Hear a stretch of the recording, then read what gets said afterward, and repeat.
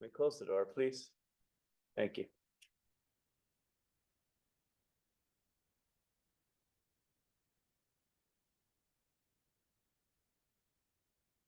The actual chapters or pages in your book are in Canvas. If you click on that week, it'll show you where to read if you want to read the stuff out of the book. Kind of spread out over different chapters. For whatever reason, they put this under artifacts, I think. Some of it, and then some of it's under contrast, which just didn't make any sense. If out of the 4th edition, it was all in one chapter on its own, which made more sense to me. All right.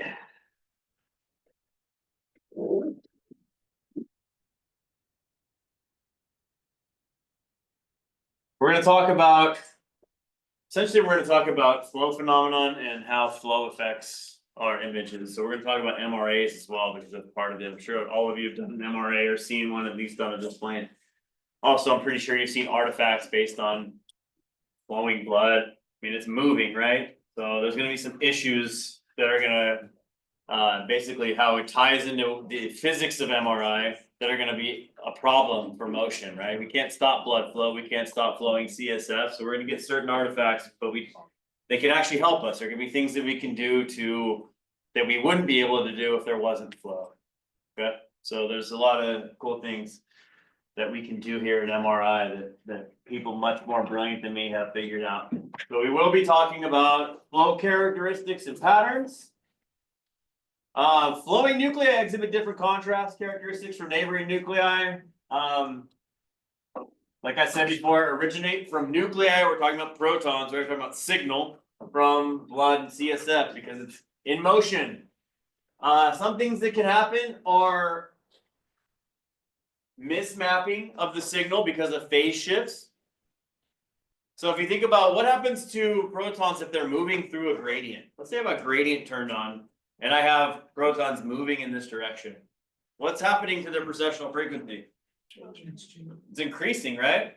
And we do a lot of bipolar gradient applications. We cause things to dephase and then rephase, especially, I mean, this does happen with balance gradients. Remember we talked about balance gradients 2 weeks ago? We want to try to make protons come back into phase with each other. Flowing protons will not do that, right? Unless we do that thing called balance of gradient moment nulling, where we have a double positive or negative followed by a double positive followed by a negative. But there is a lot of balancing of gradients so that we can try to not have different phase shifts that get affected when we have protons flowing through gradients. When they flow through gradients, so think about this. If I were to turn on a gradient, I cause protons to dephase like this, and then I turn on that gradient equal opposite, they rephase. The protons that are moving do not come back into phase. They get some sort of phase shift that they end up with unless we do gradient moment nulling, right? And those phase shifts are known as ghosting or phase mismapping. That's why, has anyone seen, like when you're scanning a knee or something like that, the popliteal, do you see it across the field of view? Like you'll see that signal across the field of view always in the phase direction, never in the frequency direction, right? And that's because that signal from those protons are getting a different amount of phase. They're getting phase distributed amongst them so that they get mapped variously across the phase direction, unless you can get rid of it, which you can't completely in the knee because that flow is pulsatile. It's not the same. It's not consistent, so we can't get rid of it. Anyway, phase ghosting, that's what we see. This is causes a flow artifact collectively known as flow. Sorry. We get phase ghosting, we get something called time of flight. We're talking about entry slice phenomenon and intravoxel dephasing. All of this stuff is collectively known as flow phenomena. So phenomenon that occur in MRI images based on flow patterns. There it is. That is ghosting. They like to call it. Yeah, it's like a ghosting. And this, you can see, this is the aortic artery, right? Blood is flowing in what direction? This way, right? But which direction is the artifact showing up in? This direction, right? So it's flowing through the slice select gradient, right? So when the slice select gradient is turned on so that we can do slice select, these protons are moving through it, gaining some sort of phase, right? And then getting mapped in the phase direction, mismapped in the phase direction. To understand flow phenomenon and all the ways we can compensate for it and manipulate it to do what we want to do, we have to know the different types of flow. We have laminar, spiral, vortex, and turbulent. Laminar flow. It has a parabolic flow profile. Anyone ever taken algebra before and seen a parabola and graphed out a parabola? Parabola looks like this. Right? On an X and Y axis, this is your parabola, right?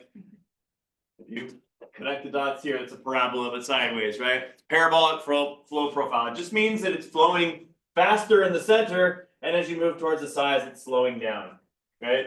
These are essentially vectors of speed of flow. Anything flowing through a tube has a parabolic flow profile unless there's something disturbing its flow, right? And the reason for that is because there's friction on the sides, right? Even a river has parabolic flow. Well, it's more two-dimensional that way.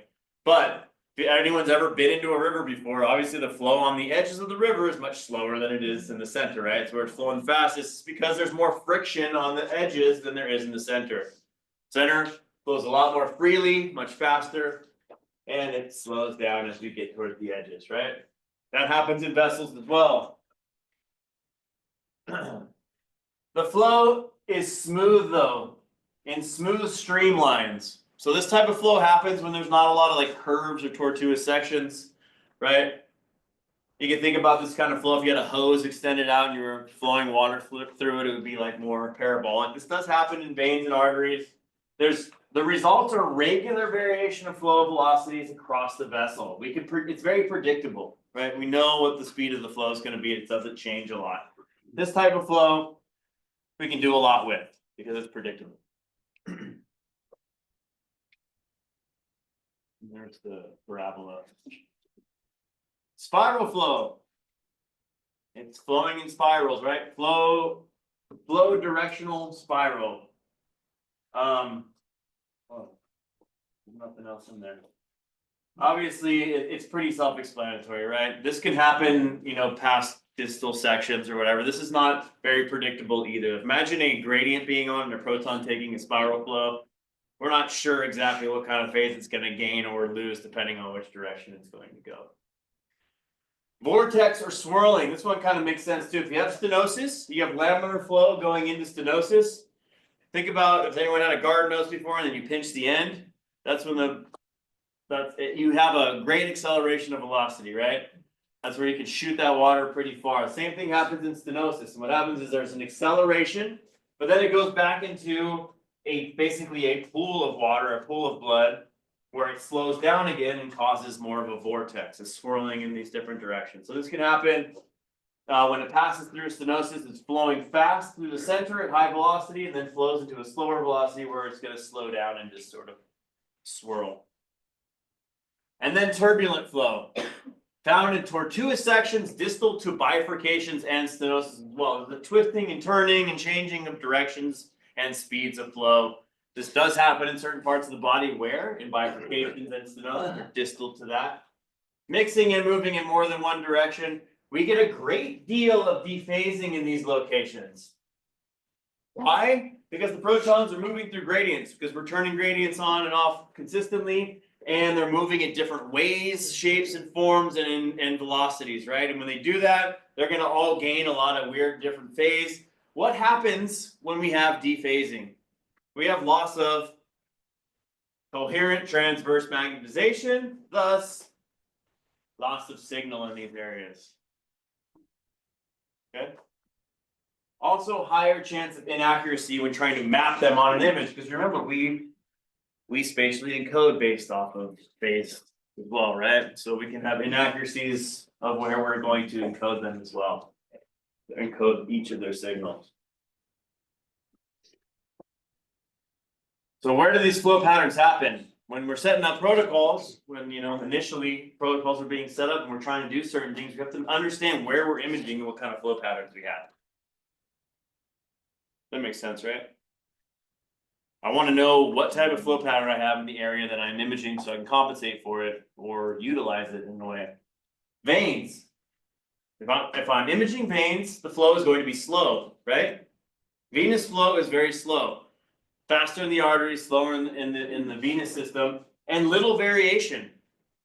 Meaning it's not going to change speed, it's going to be consistent, pretty consistent. So imaging veins, I have slow flow with little variation. Arteries much faster and it's pulsatile, unless there's areas where it is controlled, like in the kidneys and the brain, where there are mechanisms to control the speed of flow where it's consistent.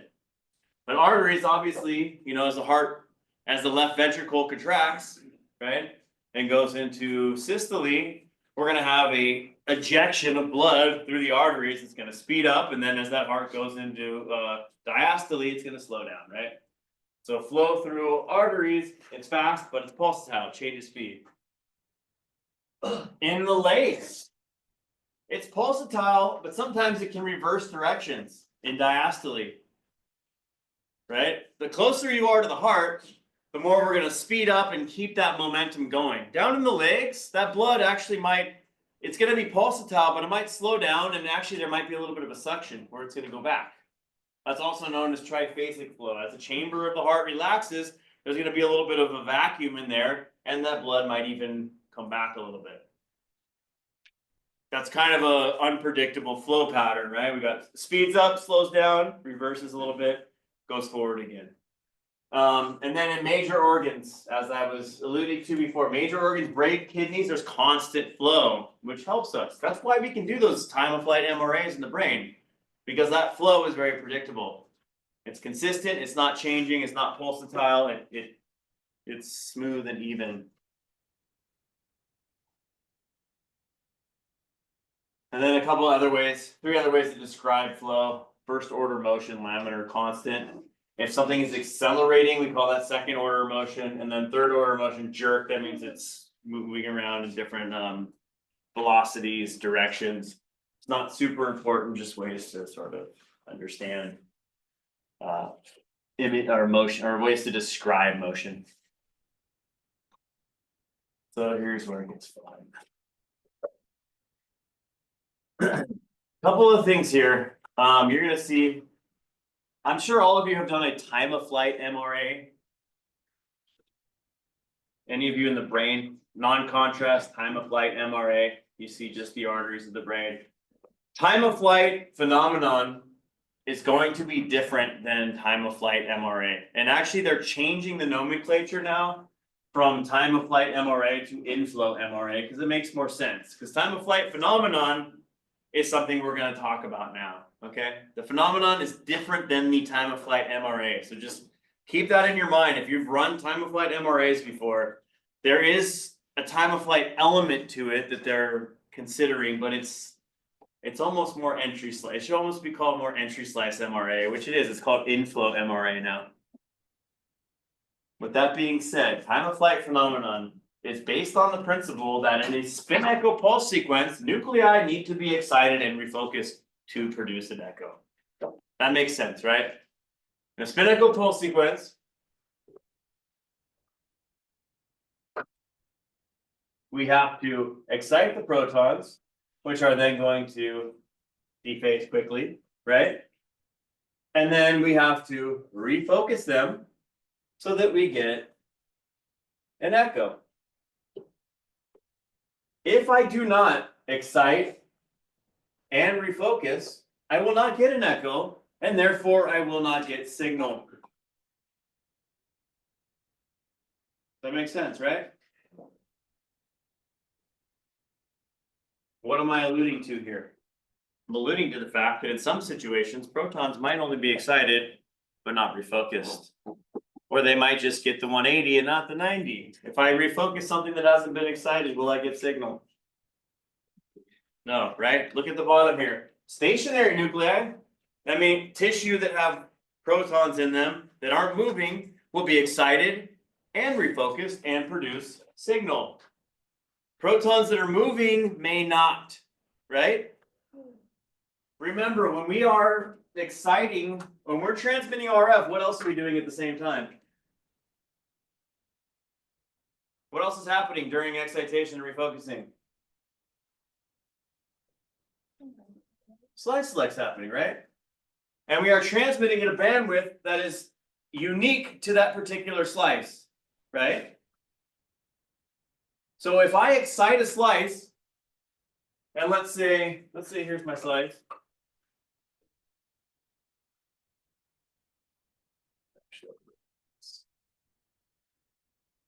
Let's say here's my slice. And here is my vessel flowing through the slice. If I excite the slice, the protons in here and in the slice will now have transverse magnetization, right? These ones will still be there, they'll dephase and be rephased. These protons might move over here, right? By the time refocusing happens.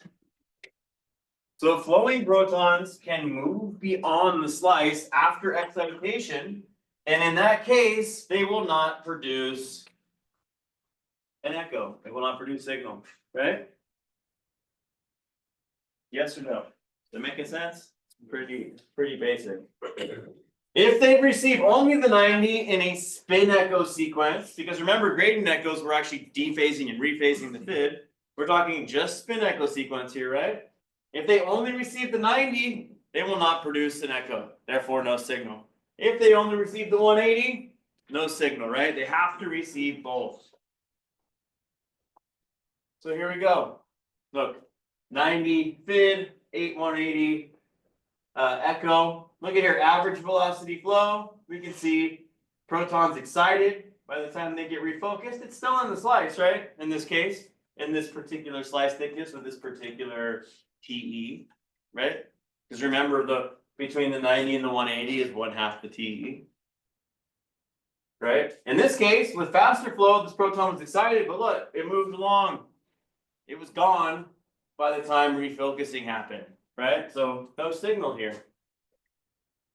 And then in this case, you can just see it, one getting not excited, but then moving in, nothing to rephase. If there's nothing to rephase, we get no signal, right?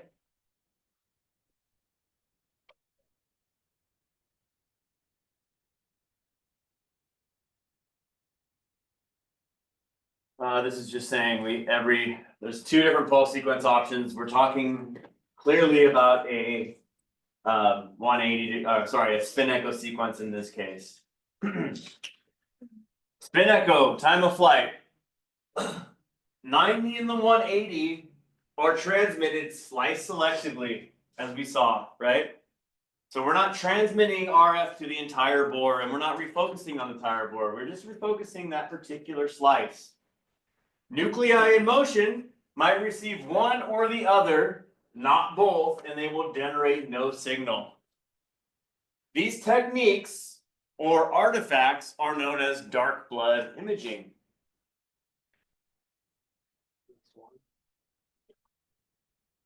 That's different. That's a susceptibility weighted. That's what it's at. That's WAN, susceptibility weighted something neurography or angio something. I can't remember the rest of it, but that's a little bit different. The vessels will appear dark. T1 weighted blood looks bright. T2 weighted blood looks bright. Blood should look bright regardless of a T1 or T2 weighted spin echo pulse sequence. But I'm sure a lot of you have noticed, you look at the vessels, a lot of times they're dark on either weighting. Why is it? It's because we have signal void because of the time of flight effect. Because the protons are moving through there, they're getting excited and not refocused, or vice versa. Has anyone scanned like a knee or something and you see the blood is bright sometimes and it's not others, right? This is due to time of flight phenomenon. It is due to high velocity signal loss.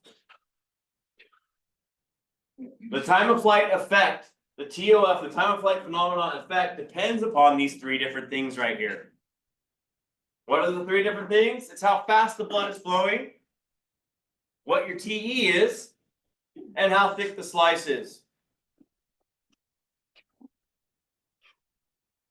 And if you're following along, this should start making sense. If the blood is flowing fast,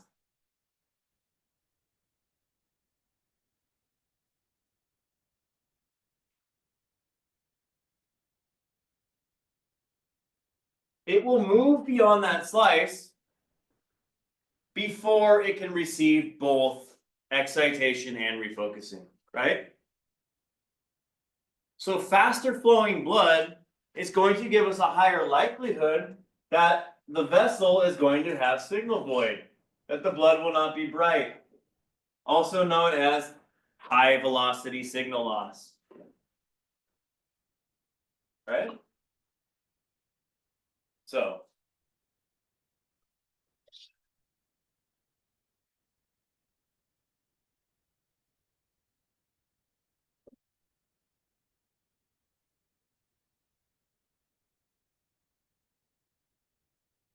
this is my slice.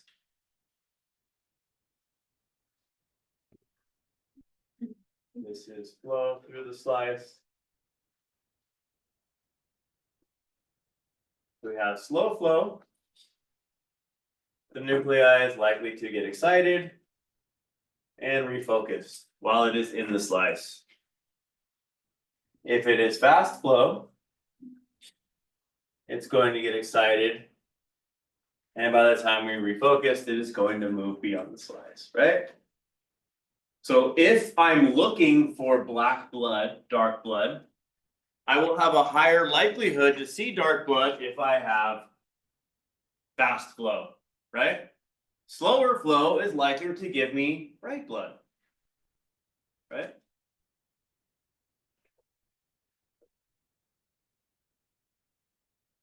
What about TE?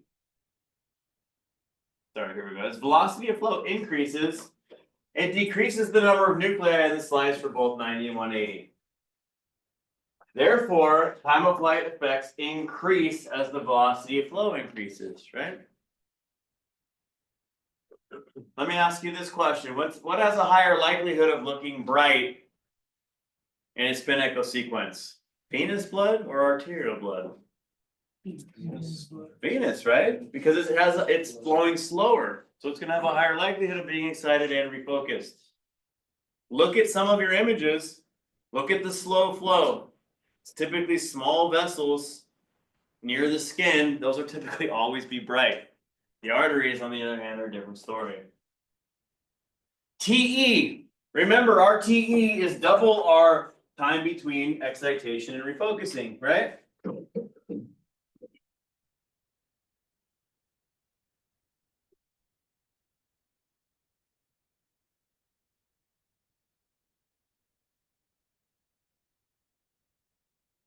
Oh, this is my slides again. Here's my flow. If I have excitation, refocusing, and then echo, right? In a short period of time with the short TE, the protons will get excited, refocused, and produce a signal, right? If we increase our TE, we are increasing the time between excitation and refocusing, right? So protons will get excited, but they will move beyond and not get refocused, right? If they're flowing fast enough.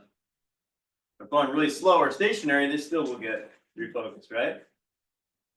So we have a higher likelihood of having flow void or dark blood when the TE is longer, right? Because it's giving us a longer space between excitation and refocusing, right?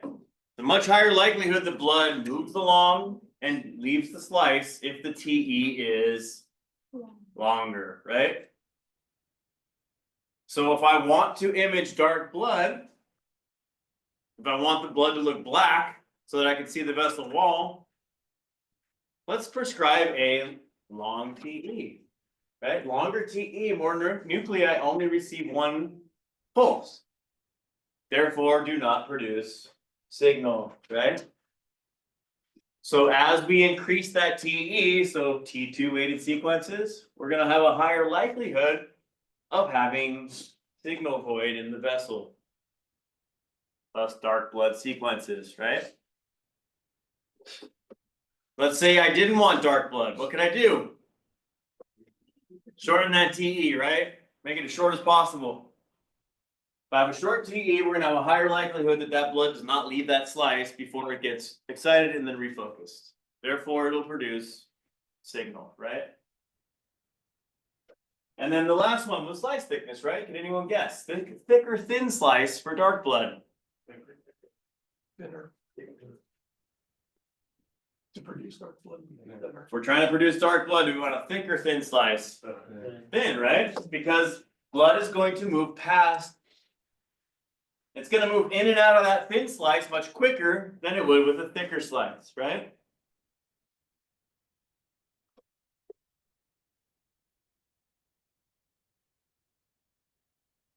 Let's say this was our TE excitation, refocusing, echo, right? Let's say we had a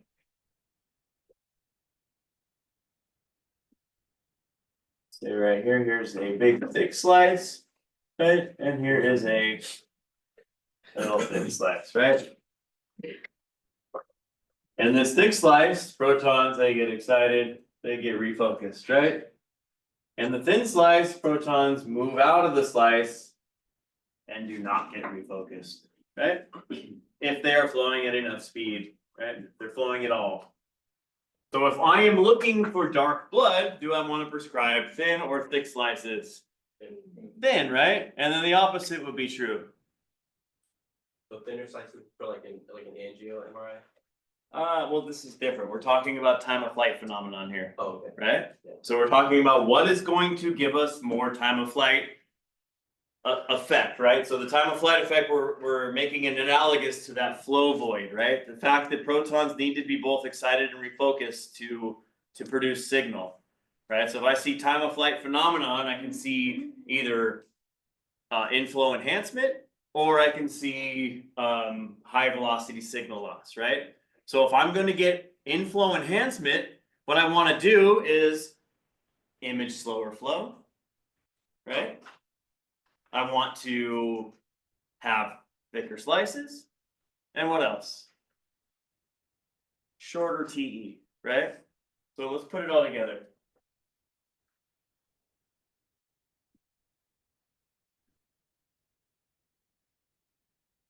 Velocity of flow, TE, and slice thickness. What is the higher likelihood that the blood is going to look dark? That I'm going to have signal void for slow or fast flow? Fast flow, right? You always have to think of what is the likelihood that the proton is going to receive both or not. If I have faster flow, I'm not going to receive both excitation and refocusing, right? So for faster flow, I have a higher likelihood of seeing high velocity signal loss, right? Which is right in the name, high velocity, fast flow. Am I going to have a higher likelihood of seeing signal void in a long or short TE? Long, right? Long TE is going to give us an excitation pulse and then wait a long time until we refocus, right? So a longer TE will end up with flow void, right? We'll end up with time of flight phenomenon where we don't have signal from flowing blood. What about slice thickness? A thick slice or a thin slice to give us flow void? Thin, right? Because it has a higher likelihood that the protons are going to get excited, but be gone of that slice by the time refocusing happens, right? So then the opposite would be true. If I want to eliminate flow void and I want to see bright blood in a spin echo sequence, what would I do? Shorten the TE, thicker slice, right? I can't change the speed of flow, but I can try to image slower flow.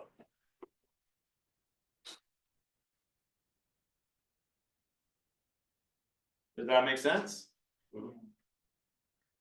Right here, it's going to talk about gradient pulse sequences though too. What's the difference between gradient echoes and spin echoes?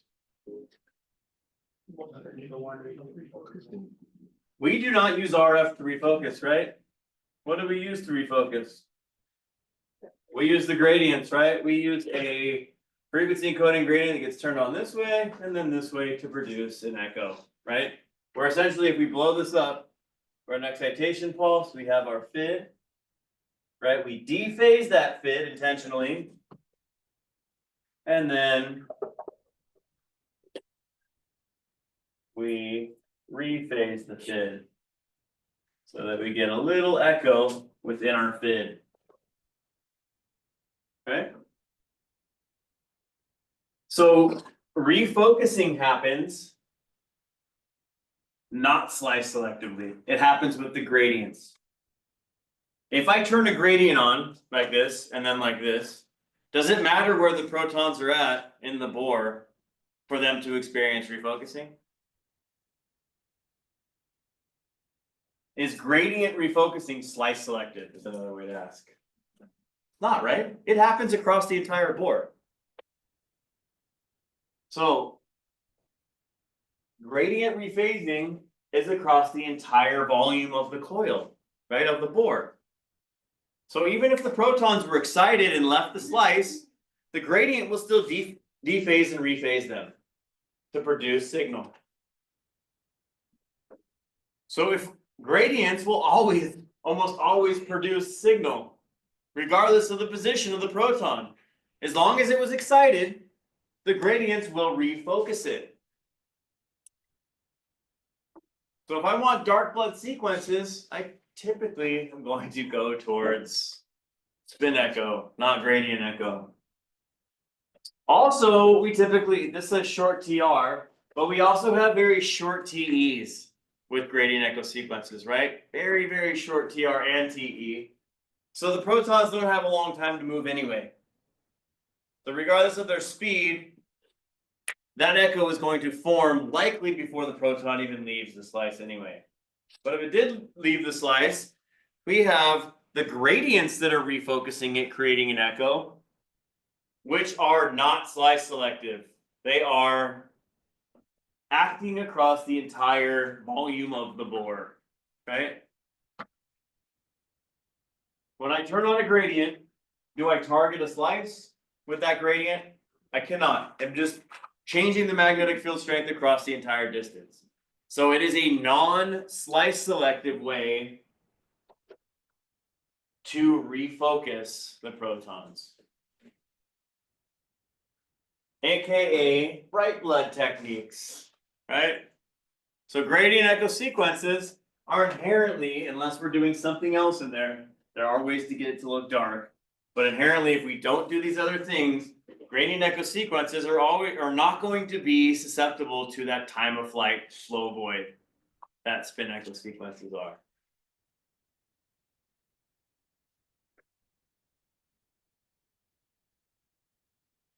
So here we go, summary, flow related enhancement.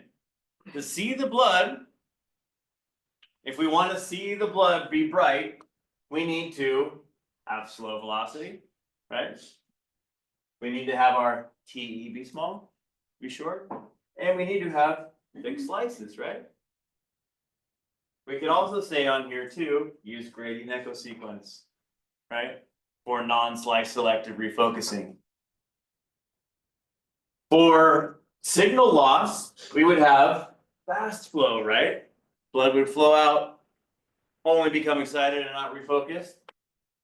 We also want to change the time between excitation and refocusing. We want to extend the time between excitation and refocusing, which is a long TE, right? And in addition to that, we would want a very thin slice, giving us a higher likelihood that the protons would be there for excitation, but gone for refocusing. Right? So if you're having a hard time understanding this, try to memorize this and the opposite, right? For flow related enhancement, thick slices, short TE, slow flow. For signal void, fast flow, longer TE, thinner slice. Right? Hopefully you're seeing how that occurs. Let's take lunch and we will go through the rest of this. Unless there are any questions.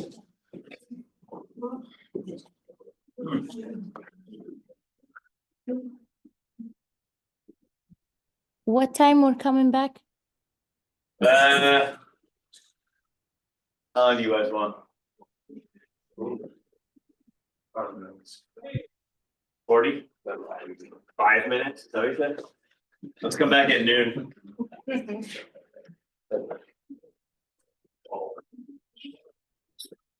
Time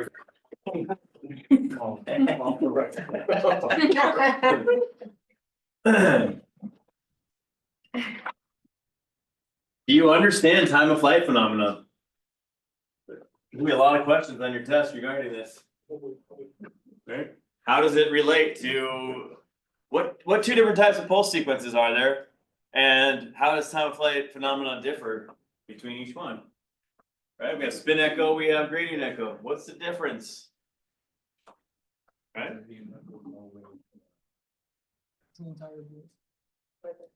Gradient echoes rephase protons across the entire board because they use the gradients, right? So it's always going to be excited and rephased, so it'll always be bright, right? Bright blood sequences. How do I get dark blood?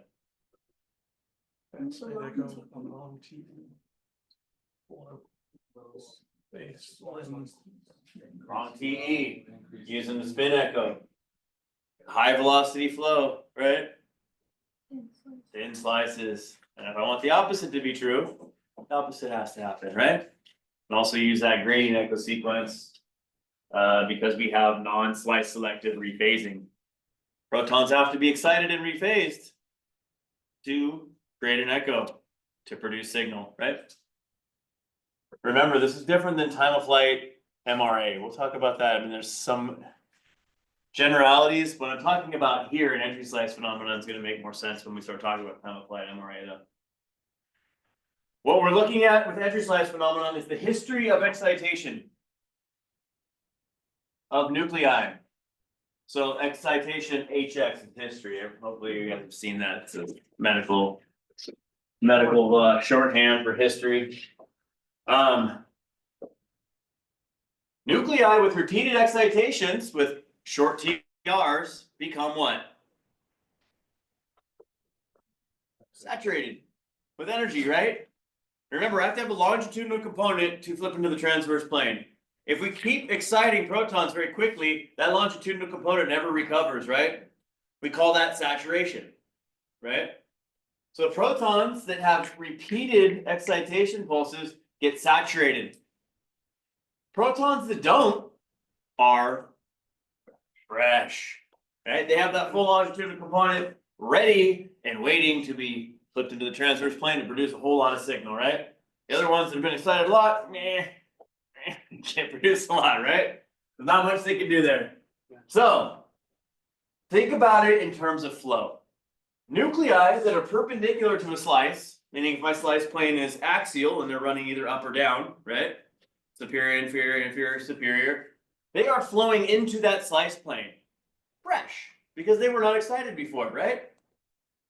If I have a slice right here, axis slice right here, blood flowing down in this direction has not received excitation pulses before, right? It's fresh. It is going to have a larger longitudinal component of its NMV to then be flipped into the transverse plane. And it can produce brighter signal than the stationary tissue that is present in the slice consistently. Given it's a short TR, right?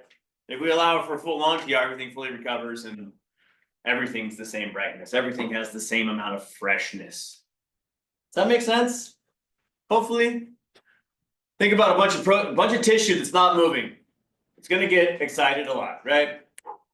Excitation pulses. That longitudinal component is going to decrease. It's going to become saturated with energy and it's not going to be able to produce a lot of transverse magnetization. However, protons that are not in the slice that flow into it are going to start off fresh and they're going to be fresh and they're going to produce more signal.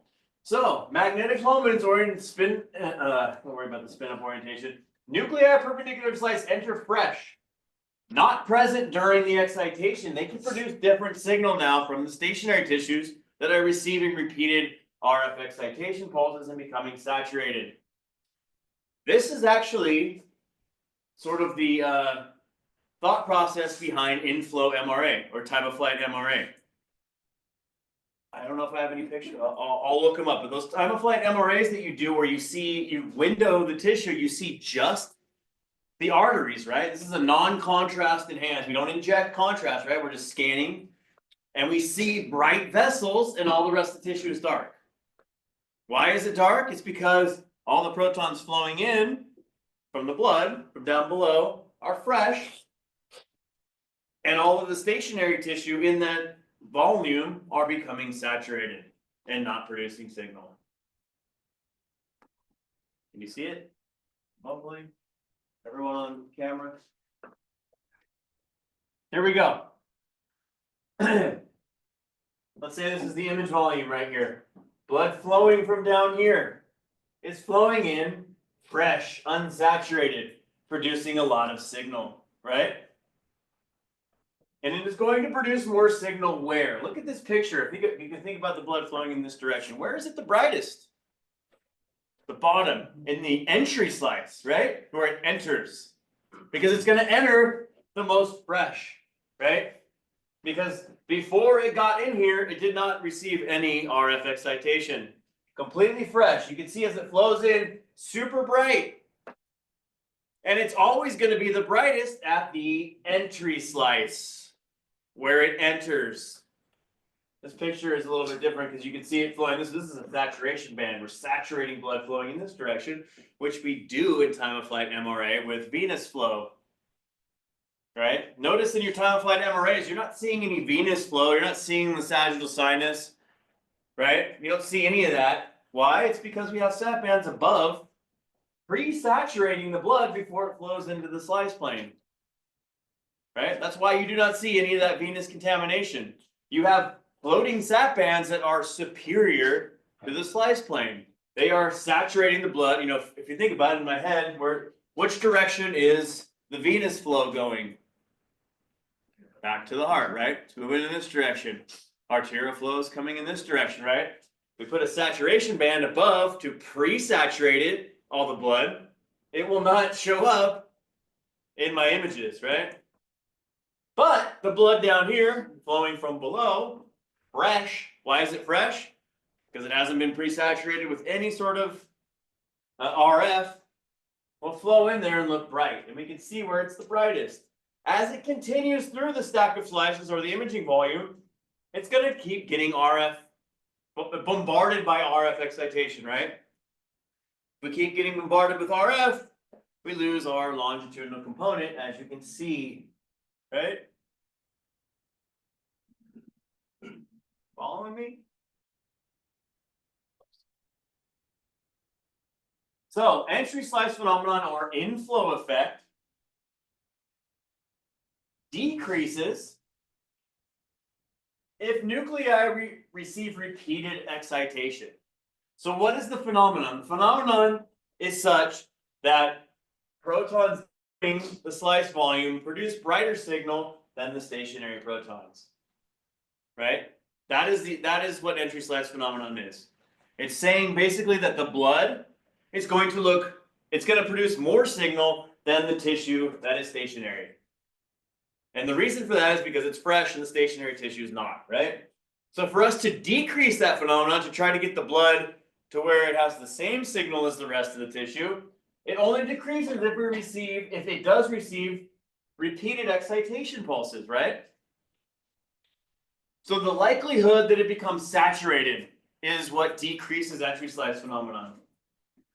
So the rate at which nuclei receive excitation pulse determines the magnitude of the effect.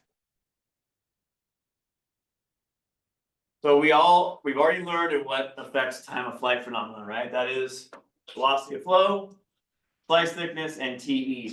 What affects entry slice phenomenon? It's the TR. Also the slice thickness, the velocity of flow, and then one more thing is the direction of flow. And hopefully I'll get you to understand this. So similar, we have two parameters that affect both, right? But for different reasons. Remember, we're looking now at the history of excitation, the likelihood that protons are either fresh or saturated, right? We're not looking at the likelihood of them being excited and refocused. We're looking to see if they are going to be fresh or not, right? In entry slice phenomenon. Okay. So. If I have a short TR is going to decrease entry slice phenomenon because it's a rapid fire of RF.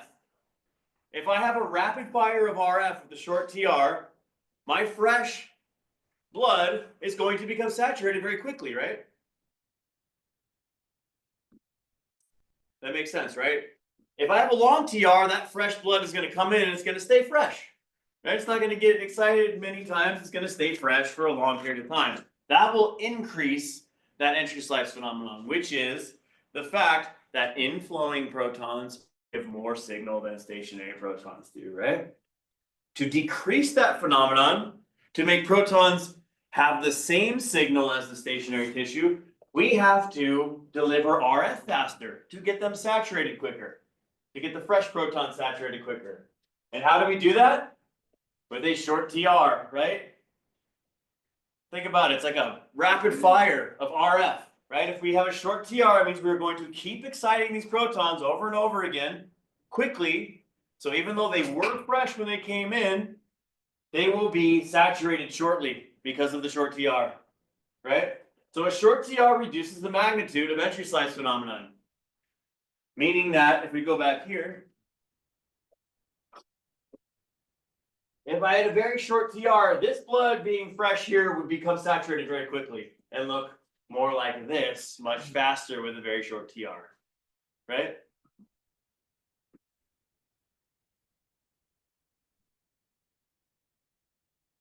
Slice thickness. Hopefully you guys understand. Slice thickness. If the nuclei stay in a slice longer, they are going to get hit with RF more, right? So with a thicker slice, we will decrease that entry slice phenomenon. Because the protons will be able to stay in that slice longer, get bombarded with RF with that short TR, and start producing less signal or become saturated quickly. Right? So, if we want to decrease entry slice phenomenon, we have a thicker slice, right?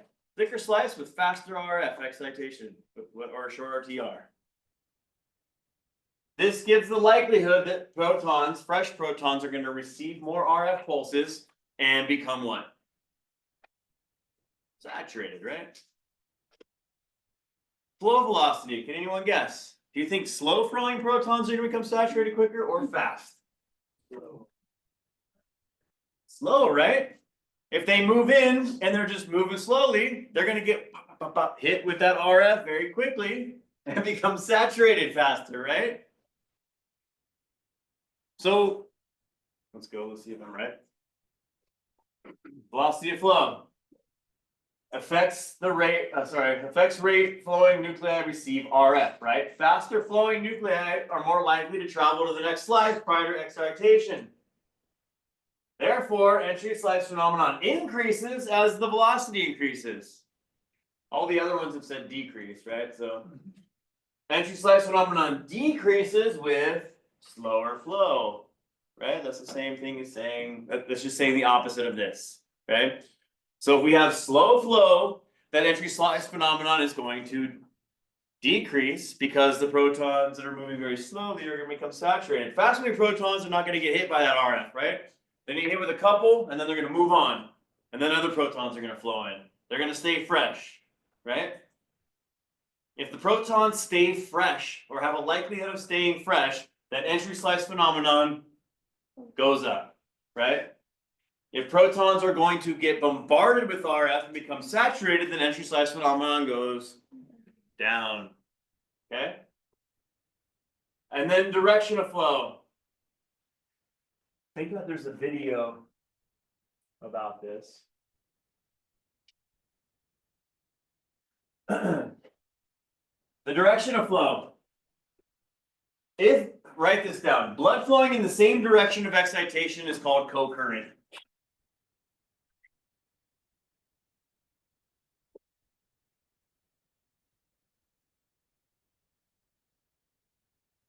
So if my slice direction is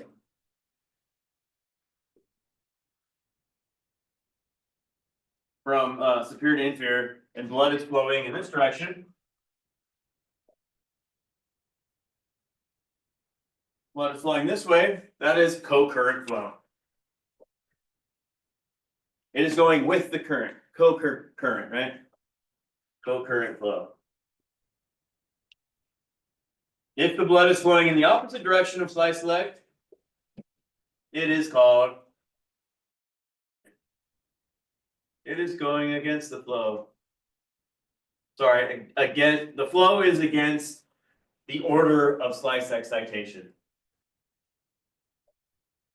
Blood flowing co-currently will become saturated faster because we excite in this order. We go 1, 2, 3, 4, 5, 6.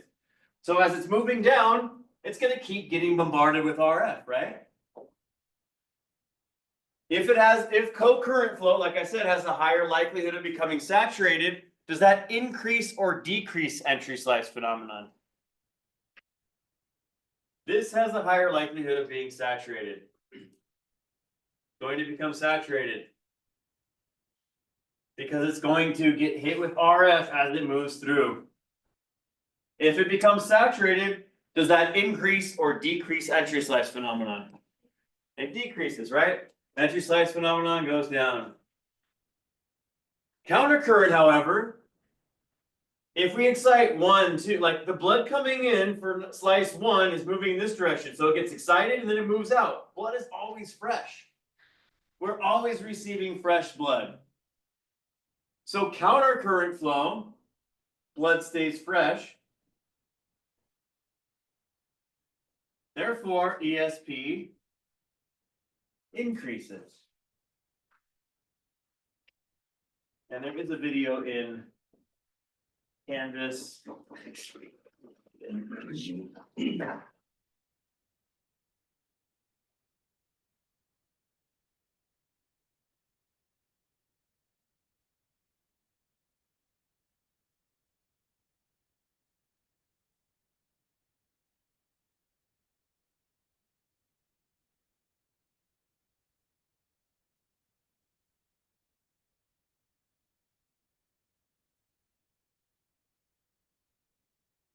What happened to it? It was. Does anyone have the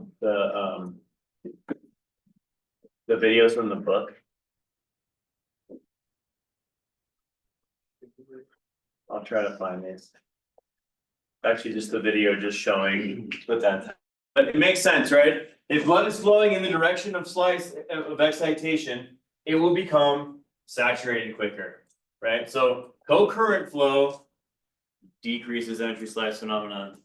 When it is countercurrent, it's going to stay fresh longer, and entry slice phenomenon is going to increase. So blood flowing countercurrent to the slice select direction will stay fresh longer, thus look brighter than the stationary tissue.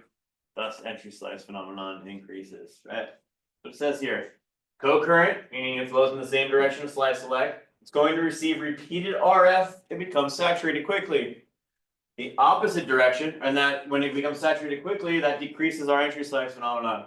Opposite direction flow is called countercurrent. It's going to stay fresh because it's less likely to receive RF repeatedly. It's going to stay fresh for longer, thus increasing entry slice phenomenon.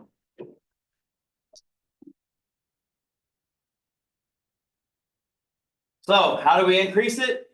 It's always going to be most obvious at the first slice in the stack, right? First slice, nothing was exciting. Always going to have fresh blood, right? So the first slice in the stack is always going to look the most. Longer TR, because we're not going to saturate those protons, right? So longer TRs are going to increase entry slice phenomenon. It's going to keep the blood fresher for longer. What else? Having thin slices, not staying in the slice very long, meaning it won't receive repeated RF as much. Faster flow is going to move beyond the slices quicker, meaning it's going to be fresh longer. And countercurrent flow. Right? And the reason you're learning about this is because like radiologists see this stuff. You're seeing all these bright areas on the end. Why is it bright here? And why is it not there? Right? And it's because of all of these different things, because time of flight phenomenon is happening, entry size phenomenon is happening, it's a combination of all this stuff.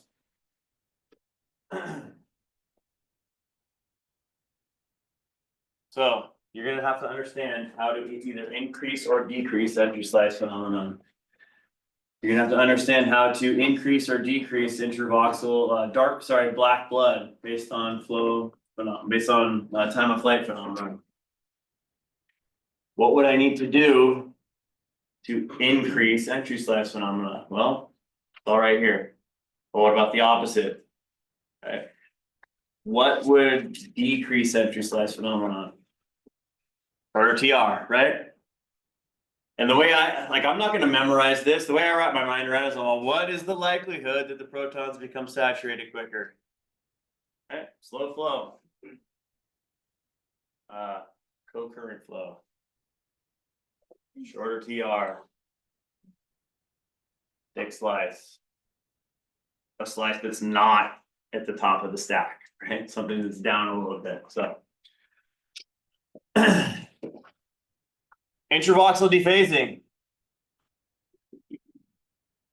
So think about what this word means, intravoxel. This is like in the same voxel, dephasing occurring, right?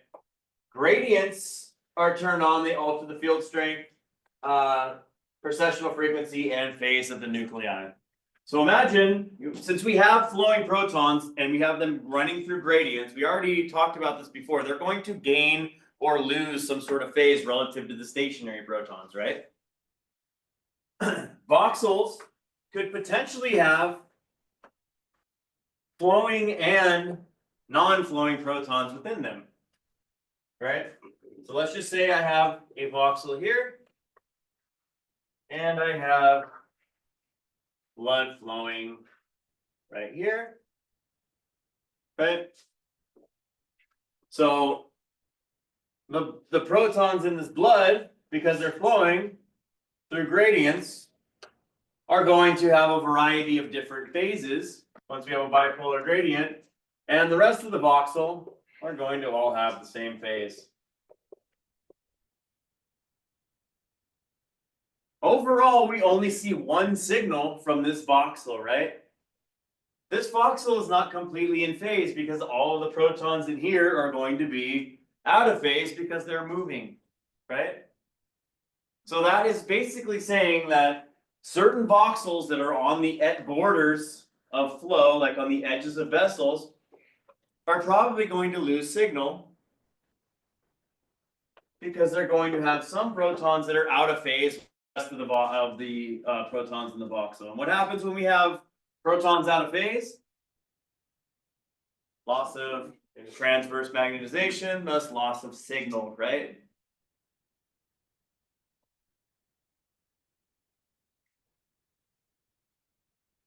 This is just saying nuclei that move along gradient gain phase or lose phase. Depending on the direction of flow gradient, nuclei adjacent to stationary nuclei in a voxel have different phases between nuclei. So it's just basically saying that on the edges, so look at the edges of your vessel sometimes, you will see areas that look kind of dark. It might not be, is that the edge of the vessel or not? We don't know sometimes because intravoxel dephasing can play tricks on us, right? Unless we compensate for them. So what do we do for flow compensation?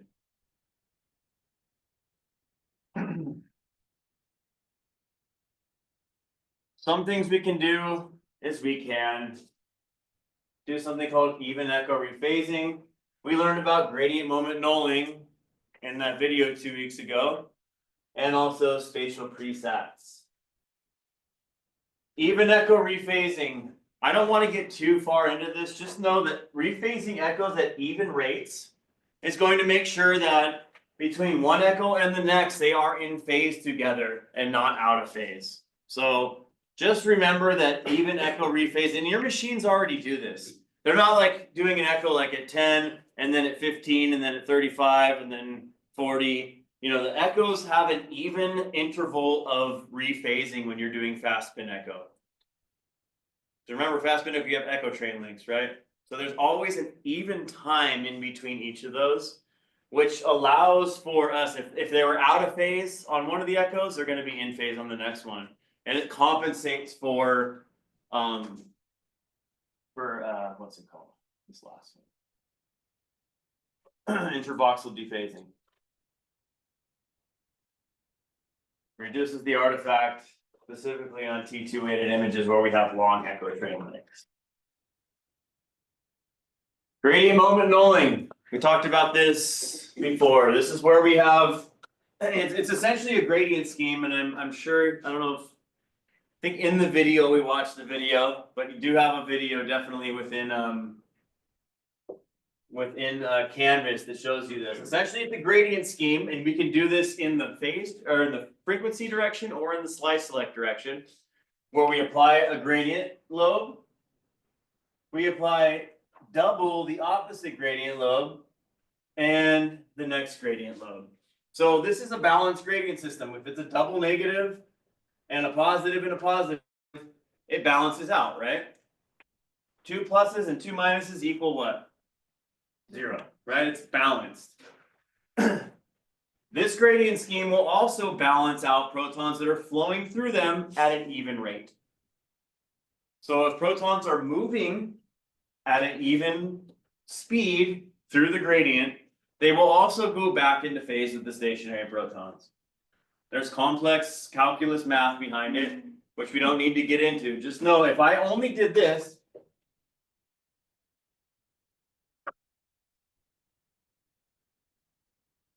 that's balanced too, right? But that will only get the stationary protons, the protons that aren't moving, back into phase with each other. The ones that are moving will be out of phase. But if instead we do this, we do the double negative followed by the positive. Those moving flowing protons will also go back into phase with the stationary protons. Has anyone seen flow comp on GE? It's gradient moment nulling on, or yeah, I think it's called gradient moment nulling on Siemens. That's what's happening. Has anyone ever seen protocols or certain sequences that ask you which direction you want flow comp in? Slice or frequency, I always ask you, right? They're asking you which gradient you want to do this in. Which gradient do you want to use, your frequency encoding or your slice select? Phase, you can't do it in the phase direction, right? We need to add, we don't want to balance out phase in our phase direction, otherwise we don't spatially encode. Right, so it has to be in the slice or the frequency direction. Which one do we pick? It depends on the direction of flow, right? In an axial slice, which direction of flow, or what is the direction of flow typically in an axial slice? This way, right?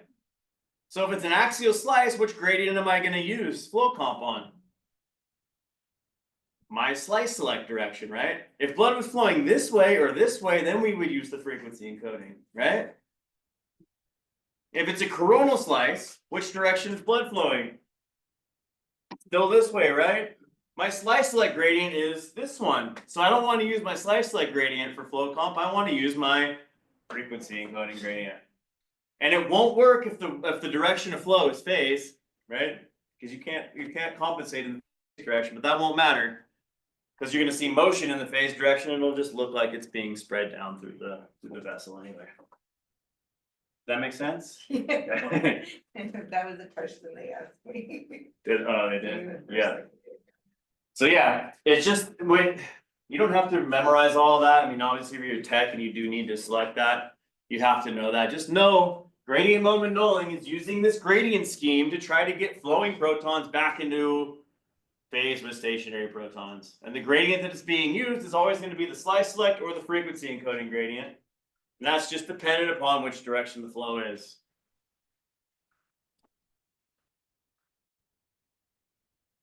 So here we go, just talking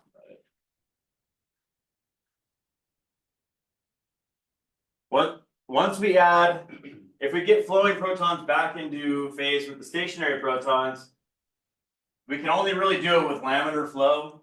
So it works really good with venous flow, or like in the brain, where remember we said before we have regulated even flow, and in the kidney, anywhere where there's pulsatile flow or triphasic flow or vortex flow or anything like that, it's not gonna work, because it's not even and inconsistent. Right, so it's only gonna work in certain areas. If you guys are using flow comp in like a knee or something like that, turn it off. It's not gonna help. Because there's a lot of pulsatile flow there. It might help actually for the venous flow a little bit. But it also increases your TE because it's an extra gradient that needs to be added, right? It's just gonna extend time. It's gonna allow less slices per TR, which is going to potentially increase your TR and increase your scan time. So using flow comp really only works whether it's slow laminar flow or other consistent flow.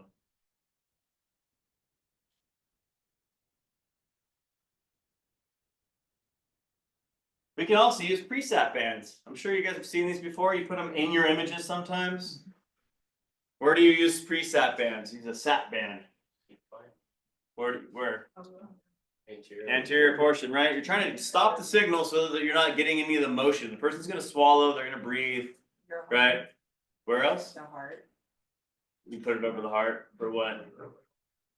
what, for like your T-spine or T-spine, like, yeah.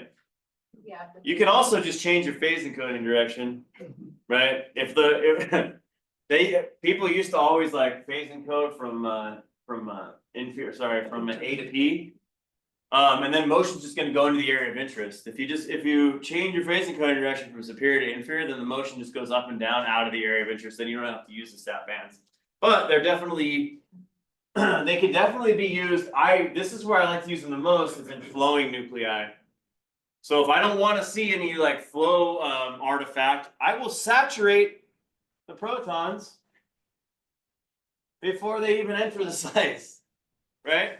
That's what this is right here, a saturation pulse that will kill the signal from the blood before it even enters. If I do that, the blood's obviously going to be black, right? It's going to be dark because it's not going to produce signal, but it also doesn't produce any intravoxel dephasing. It also doesn't produce any ghosting or phase mismapping, right? Because we just saturate it and kill the signal before it gets in. How do saturation pulses work? I'm sure you've seen them. Do you put them on shoulders sometimes? Put them on there. It literally goes in and it's like a excitation of a thick slice of tissue. And what does that do? When I excite something, I get rid of its longitudinal component of magnetization, right? So it'll go in there, send in that sat pulse, saturate everything in the area, and then immediately send in a spoiler pulse to dephase it, so it doesn't produce anything. And then right after that, it excites the actual slice, right? So the saturation pulse could be outside the slice slab, or it could be in it, right? So if there's areas like you were saying in the C-spine, you put it over the throat so that you don't see any signal from the throat, so that you don't see any of the motion, right? That's inside the slice. This right here, we can do it above or below the slice, saturating blood that is going to flow into the slice. And I bet you a lot of your protocols are built with floating sat bands that are right above the slice. Just goes in there, does a saturation pulse real quick, and then excites the slice, eliminates the signal from blood flowing into the slice, minimizing flow artifact.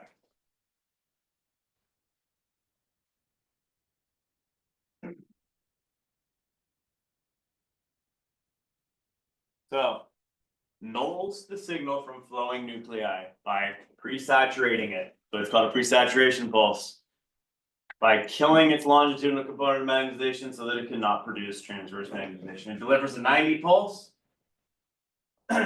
dephases that 90 pulse, and then the flowing nuclei that already received that pulse enter the stack and do not produce signal.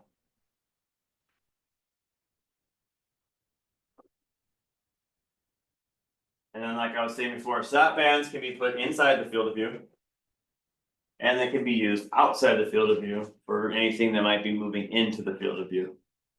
You can also use them, like if your vessel is, let's say it's a sagittal slice, and your vessel is flowing into this, or sorry, depending on the flow, right? Sometimes we have vessels that are flowing this way too, right? So you can use it outside, like that, say it's a coronal, you could put a sat band on each side so that no flow will come into that from this direction either. So It helps in all directions. Anything that's gonna move into that slice, we can saturate the signal and reduce phase mismapping. Once again though, it has to be applied to tissue. If you apply it outside of tissue, it's not gonna do anything. Also, it's going to increase RF to the patient, which is an issue when there's SAR, right? This is why I don't like to use them in the spines. Because spines are already you have issues with SAR anyway, right? Especially 3 Tesla magnets. So I like to minimize them as much as possible. Because I'm just adding another layer of SAR that I'm battling, right? When I'm using that bands. So when they do the spectroscopy, the single voxel, I'm asking them do like put sap in 4 different directions. Yeah, they're probably So just that's because like they're for spectroscopy, they're trying to just excite one voxel. They don't want any RF bleed around it, right? So to do that, they're essentially just trying to saturate everything else around it to get a better, more accurate. But that's more SAR for the patient. Yes, but spectroscopy is just looking at the fit anyway, so there's not a lot of, it's just, 1 or 2 pulses, there's not a lot of SAR. Do you ever see the patient SARing out on spectroscopy? Sorry, yeah. Or you have to, yeah, so there's not a lot of SAR in there. Where SAR is an issue is short TRs with long echo train lengths, right? When I'm delivering a lot of RF in a very short period of time, that's when we really have to worry about SAR. For spectroscopy, we'll talk about that next week. It's not a lot of RF is being delivered anyway. But they do use those sap bands. The point of that is so that they don't excite anything out of that small area. So that they're not getting any signal, right? Because RF cannot be transmitted like in a perfect square. It always bleeds out a little bit, which is why we get crosstalk and things like that. We'll talk about in future lectures. But the point in doing that, I'm pretty sure, I've never done spectroscopy before, but they're trying to eliminate any signal that's outside the area of interest. You're welcome. We already know about presat. We talked about that 3 lectures ago. I don't know why this is in here, but we'll talk about it again. Chemical presaturation, it's either fat or water based, right? Is anybody doing fat sat sequences? Not stir, but fat sat. There's a difference, right?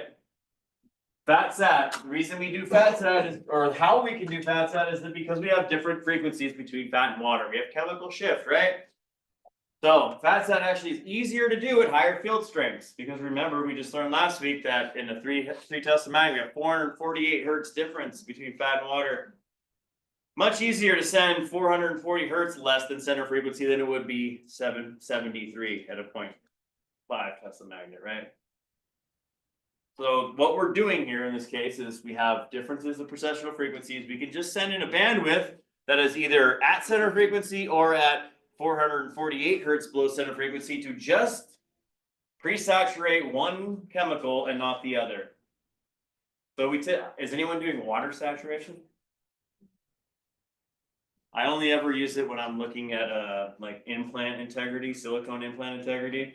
What they'll do is they'll do like a stir sequence to eliminate signal from fat, but then they'll do a water saturation pulse. So the only signal you're getting is from silicone, right? So that's the only time I've ever seen water saturation used clinically. But you could technically do one or the other. Fat sat is great because fat looks bright in fast spin echo sequences and we want it to look dark so we can saturate it.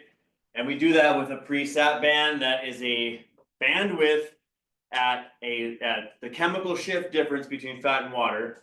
So I have 2 NMVs here, right, between fat and water. I kill the one from fat by sending in at a 3 Tesla magnet 448 hertz less. And then immediately after that, we send in a 90-degree for everything else. And the signal from fat is nullified essentially because we pre-saturate it with a presat pulse. Different from stir, right? Hopefully all of you watched the first video where I went back and talked about stir in more depth, right? Remember stir, we invert everything. And then at that point we have a regrowth based on T1 recovery times, right? What has a quicker T1 time, fat or water? Fat, right? And then it hits the null point where it doesn't have any longitudinal component, right? So at that point, water still has a negative longitudinal component that can be flipped into the transverse plane from here. Fat doesn't have anything, and we nullify the signal from fat with a short tau. Okay? Short tau inversion recovery. And then if we waited longer, fat would grow all the way through and recover this way. Water would get to the null point. Right, in about 220 seconds. Sorry, 2,200 seconds. And at that point, if we transmitted a 90, we would have the signal of everything except for fluid, which would be flares. Right?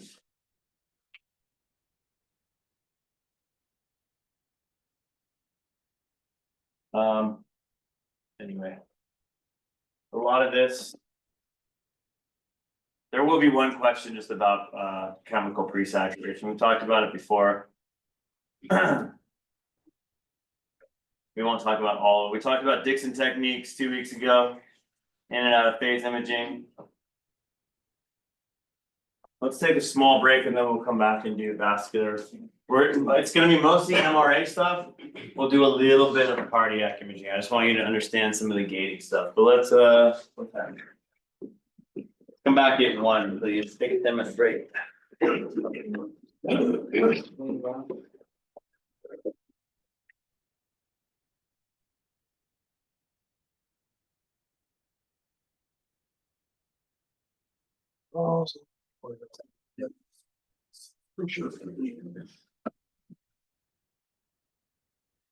No, I'm.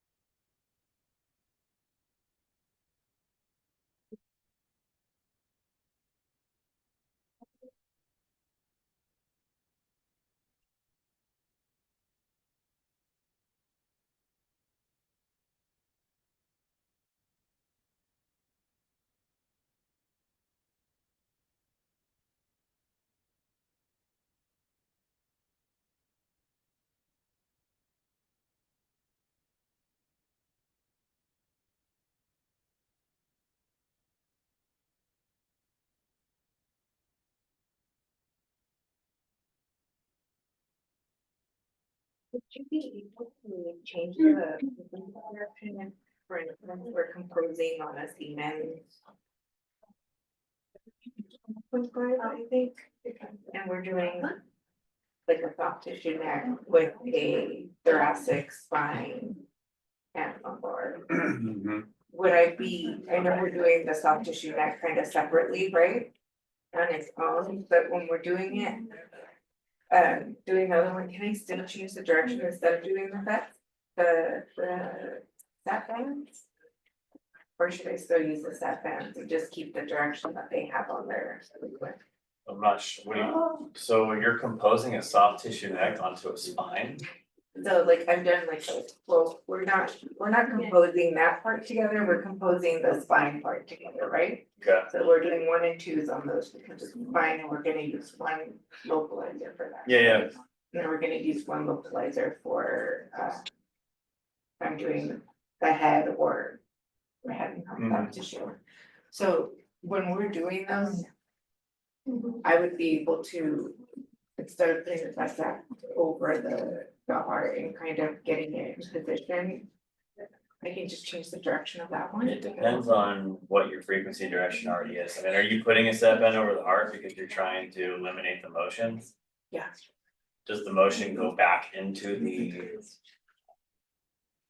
area of interest or? And that's just what they taught me, like in the beginning, like. Those are some of the easier scans. Yeah. Right, so like, I just literally put that down every spine, but when I went to the bottom, actually the pet, to that one, that's when I saw, I got a little worried when I saw the SAR exceeded. Yeah, if you're worrying about SAR, then just take the sat pan off. If it's, I mean, likely your frequency direction is already from A to B, so it's probably already built. Yeah, that's probably why they told me like, just do it anyway, because they're not worried about the SAR. Yeah. It's just unknown, because I still work, if I'm going to GE, like with the older machine or something like that, then I'll put like normal. Normal load. Normal mode, but like. Somebody else would run it, I feel like I might be on first mode, cause I just see the Yeah. SAR picking up a little bit more. Depends, is it like different Tesla manual? But most of Three them that we Teslas work on running is at a work. 1.5, Okay, most of them that. 1.5 is usually not an issue for SAR. But we're doing like longer. Yeah, well, I mean, potentially, yeah. Yeah, so you can get rid of sat pans, I mean, they're, to me, I don't like them unless they're doing some good. I know, I've seen people do it without them, Yeah, and it looks fine. well, I didn't see their finishing with Yeah. them, but I'm sure. It's Yeah. no longer. Yeah. I mean. Like I said, I typically will not use them unless it somehow makes the image look better. Yeah, But it's typically not unless it's the inflow effect. If I'm trying to eliminate the inflow effect, definitely using them. yeah, that's what I try to understand right now, I'm just worried about like my hand movements, making sure that I'm getting what I need. And just going to the next sequence and just double checking you all the time, right? Yeah, So it's like just doing whatever I can muscle memory wise. yeah, all that is more important right now than Which is messing with. why stuff. I'm not even wondering why I'm doing something, I'm just hoping I'm not missing Yeah. something, cause I have. Yeah. You know, something, You'll get it. All of it'll click. yeah, I just am just setting them up. It's just different. Yeah. On the game. They're completely different platforms. Like I said, I don't Or even. know if it's good for having you move back and forth between different platforms that often. I got a whole week on, but it's still, they have different software systems. Yeah. Different ways to do everything.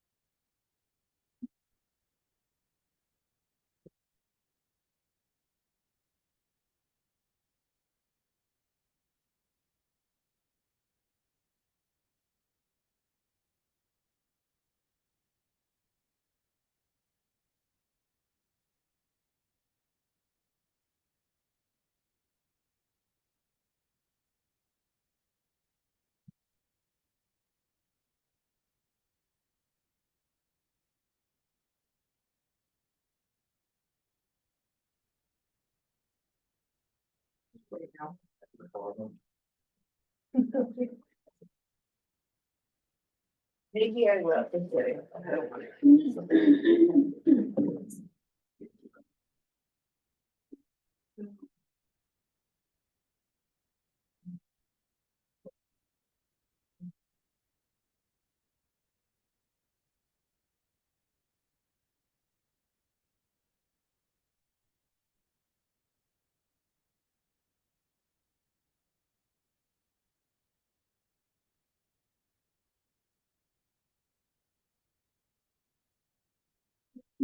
You come down and bring right?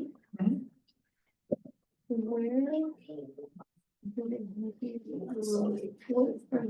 What do they have? And which license are they? So, the lead tech, everyone's different. That's what I'm saying, so. So I usually, sometimes what am I feeling? So I use the corpus, you know, the middle slice, the line, Mhm. I angulate with the corpus. And sometimes, with the frequency variation of the slices, Mhm. I do the brainstem. So one tech does it with the brain cells and one tech does it with the brain.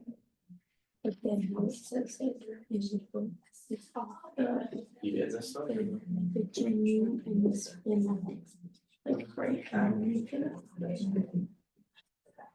Like this. I say the best. Honestly, Like this. Studied it the best. Oh, yeah. yeah, the corpus.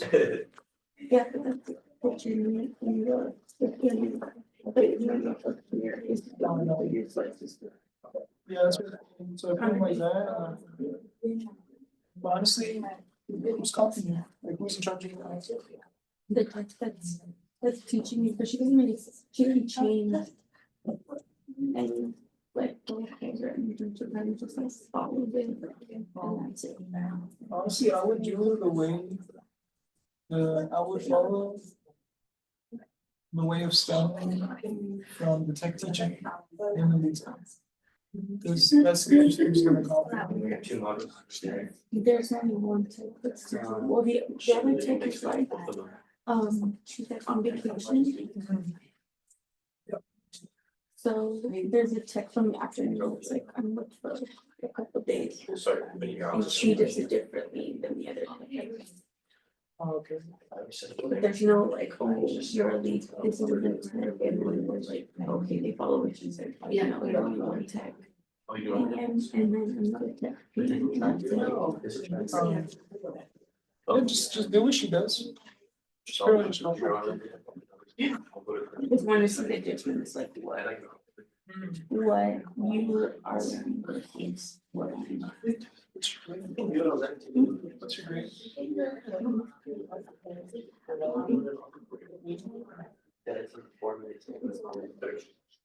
That's not bad.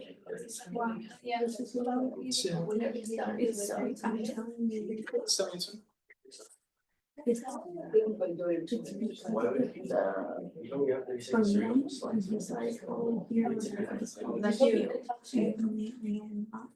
It would have all the video versus somebody live, if that makes sense. Yeah, I need like. And like. And then the time to. There are some rules around, I mean. Cause I know he went, I'm oh. working very close to that feels. Closer to that. Like, are you studying? Because my shifts. Where I are live, 2 is to close to the 3. gross mountain, or it's, yeah, it's really close. To And it's all the way in LA to San Korea, so I get home. You asking me to I'll bring some sleep, up next week? dinner, I'll sleep later on 11:45 midnight. If I wanna have time to study, I have to wait until 6 AM. But then again, I'm pretty tired, so I can't really like wake up and then actually learn, I'm so tired. That's what I mean, cause I wake up at, so I start at 6 AM. Sure. And I get out at 2:30, but I live an hour and 15 minutes away. So Yeah, I get to be there at 4.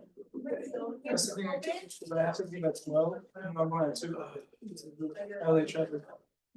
So, I'm 6 hours of studying. Then all you do is- But like you barely take home, you know, just need a water balance.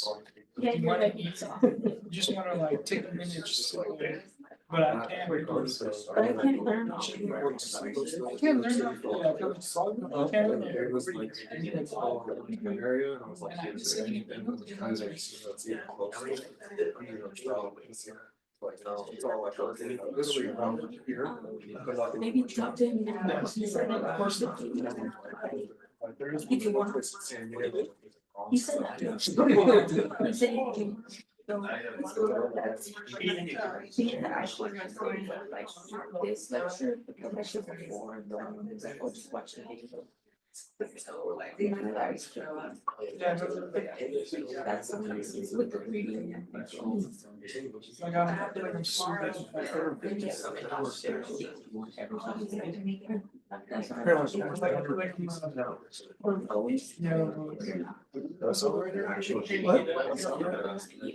Pretty much understand. It's not that. It's more sitting than I thought it'd be. I thought it'd be short hours per week. Oh.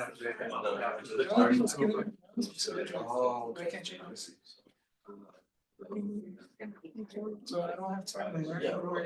That's for sure. But that's. You still working, you still working? No, because I'm not doing that.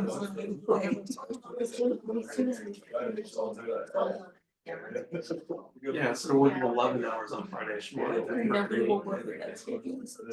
Like, oh, I'm, you know, for 2 hours. Yeah. And then that work, that's only money for. It's like they're.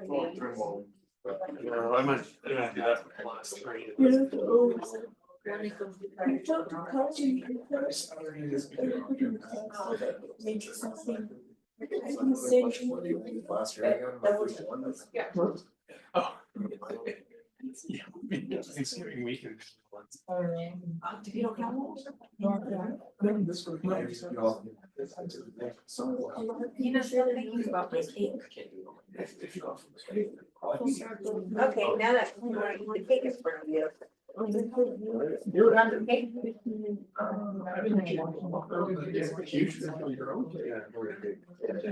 want the cake?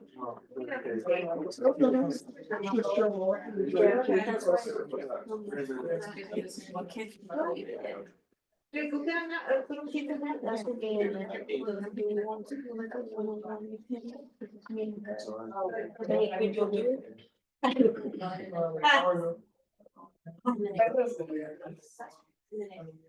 Yeah, I'm gonna do it. And then go for it. Let's do that. Yeah. Like this. But I'm cutting back to Like if you 24. send me a video full. Oh, Sounds right. good. Even then I feel bad because Yeah. those hours you need, how many hours do you got for it? Pretty much. So I pretty much meeting. I should be doing less. Because I can make it up at the back end. Once school's over. Oh, Uh, but you're gonna be tired. I'm tired. People working harder than me. That's what 58 hours a week. You never school has. There's no way I would be able to do it. No, every weekend, 58 hours between work and school, or work and.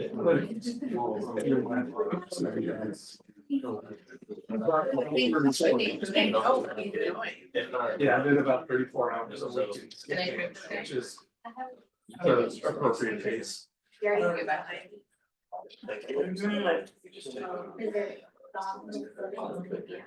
Between 30 and 40.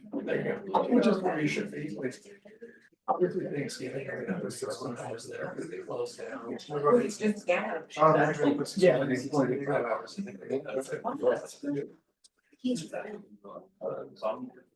Oh, man, I have to make up now too, because I didn't stand that for like a whole week and a half. Well, did you do it every day? Like 7 days a week? I don't know, 5 days. I mean, you got to. 5 hours? I don't know, I mean, you know better than I do. No, they said they only give you 5 hours, they should do 5 hours, they do whatever they want. Well, then it's short. It's what you're in Texas. They haven't even input an hour yet, count them. All right, so vascular imaging and cardiac imaging, like I said, we're not gonna get too far into cardiac imaging, we could have a whole like 8-week course on cardiac imaging alone. Probably will be like additional licenses at some point that you need to get for cardiac.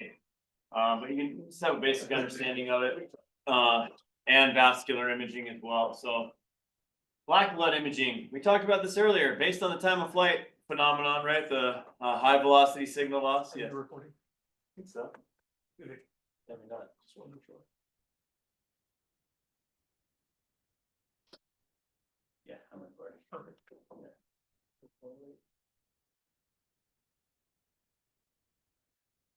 Yes.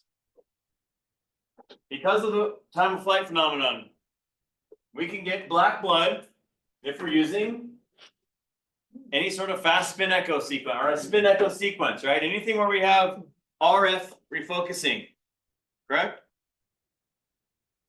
Double inversion recovery too. Some of these are actually used where we're like inverting the signal from all blood and then we re-invert it when it comes in. There's a lot of different like cool things that are happening here. But anytime when we're going to get black blood, we're going to be doing some sort of spin echo based pulse sequence, right? And all of these are in the spin echo family. Right? Why would we do black blood? To see vessel walls, right? Actually looks, it's really good to visualize vessel walls and you know, it's either way, it's contrast, right? We're seeing the vessels is dark and everything else is bright. We can visualize the vessel pretty well. There's black blood imaging in the heart too. It's really good to see the myocardium that way. So if we're doing black blood imaging, we are going to be using these types of sequences. And we all know why. It's because of the time of flight phenomenon, right? And then on the contrary, if we're going to use bright blood sequences, gradient echoes, right? Typically. Because gradients, what do they do? They refocus across the entire bore and they have very short TEs, right? So it doesn't matter if the tissue is moving, which they are when we're looking at blood. The blood is moving, it's flowing, it's still going to get refocused by the gradients, even if it moves beyond the slice, and the TE is very short. So there's a small likelihood that it's even going to move beyond the slice before we refocus it anyway. So MRAs, I'm sure all of you have done some sort of MRA at this point. Magnetic resonance angiography. There's different ways to do it. We're looking at angiography, right? We're looking at the arteries and the venous vessels. We're looking at the vascular system. So we want vascular enhancement. We also want to suppress signal from stationary spins, right? Most of the MRAs you've seen, probably you just see vessels, hopefully, right? We're just trying to see the vessels, not the stationary tissue. So the whole goal of all of these different types of MRA techniques is to enhance the signal in the moving spins, the vascular flow, and to suppress the signal from stationary spins so that we only have vascular enhancement. There's different ways to do this. Digital subtraction, we'll talk about. Time of flight MRA, also known now as inflow MRA. Time of flight doesn't make any sense to me why they call it that, but they have. So new terminology is inflow MRA. Phase contrasts, we'll talk about this as well. Phase contrast uses velocity encoding techniques and then also contrast enhanced MRA.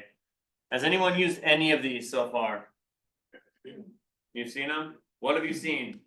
Like the brain MRA, we do the circle of Willis. Time of flight usually, so that's non-contrast enhanced, right? Yeah. So yeah, you're using time of flight MRA or inflow MRA. What else have you guys seen? Used to see runoffs. Runoffs, you've seen a runoff of all the angiography in the entire body. Have you seen? My current position, but yeah. Yeah, have you seen any MRVs? Yeah, Not recently. You've seen them? Oh, yeah, we do on Tuesday. MR of what area?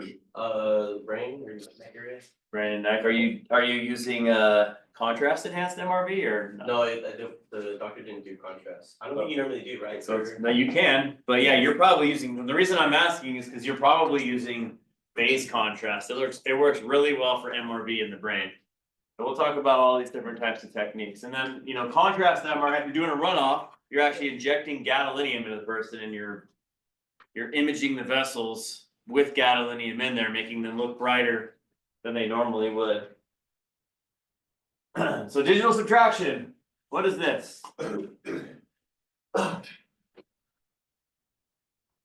So here we go, contrast for moving spins and two acquisitions. So when we're doing digital subtraction, we actually have to have ECG or peripheral gating on somebody. We want to do acquisitions during systole and during diastole. Okay, and then we subtract each one from each other. So let me show you here. During systole, look at this is the heart, the R wave of the heart, right? During systole, what's going on? The heart is pumping, right? If the heart is pumping, what happens to the arterial flow? It increases speed, right? If it increases its speed based on the time of flight phenomenon, what happens to its signal? What happens when we increase speed for time of flight phenomenon? We lose signal, right? So look at here. During systole, we do not see any arterial flow, but we do see vascular flow, right? Venous flow. Remember, venous is always slow flow, right?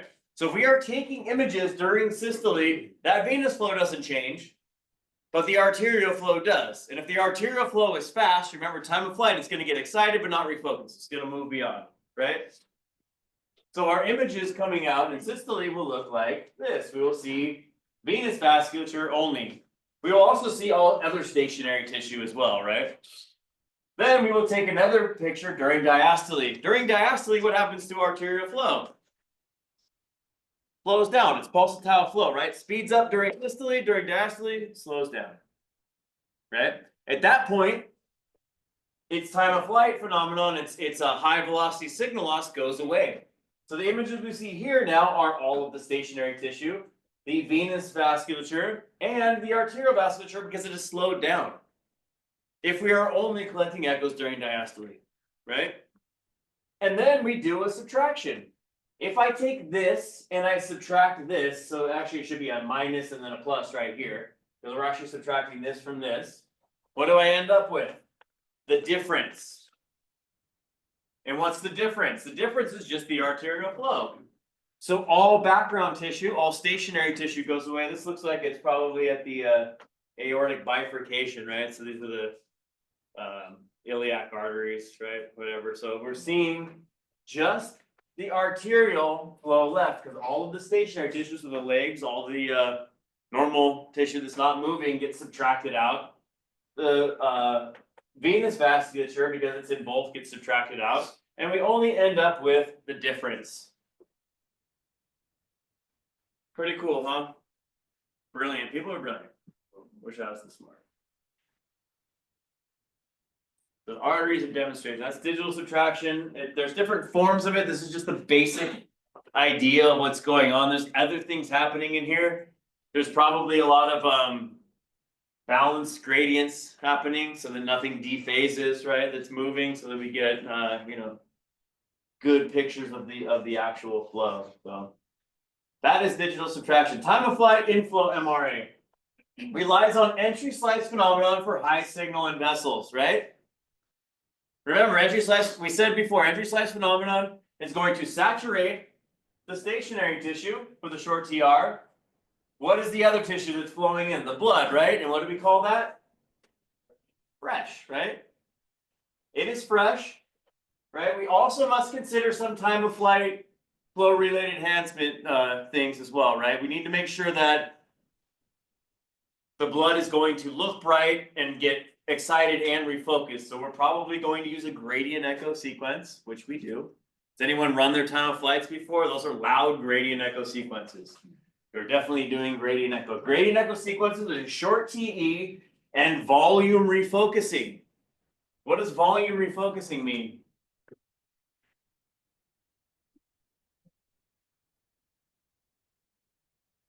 Slice selective refocusing or volume refocusing, right?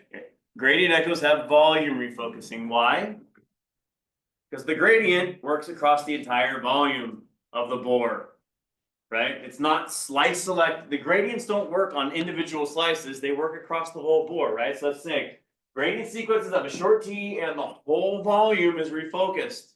Therefore, any blood that is moving, even if it moves outside the slice, is still going to rephase and produce signal, right? As we talked about before. This is just reiterating what we said before. Stationary tissue is dark because it's saturated, while the moving protons, the inflowing protons, are bright because they are fresh.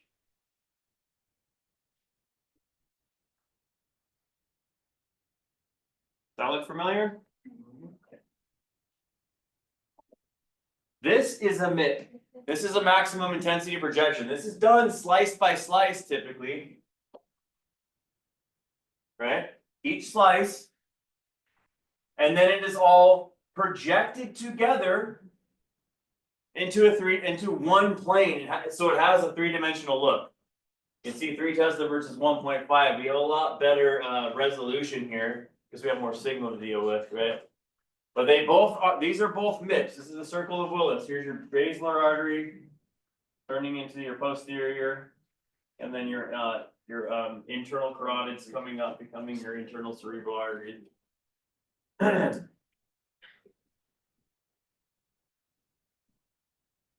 Couple important things, your slices have to be perpendicular to the flow of the blood. Right? I'm never gonna plan my time of flight MRA coronally or sagittally. Right? We only want the blood to stay in the slice for a very short period of time.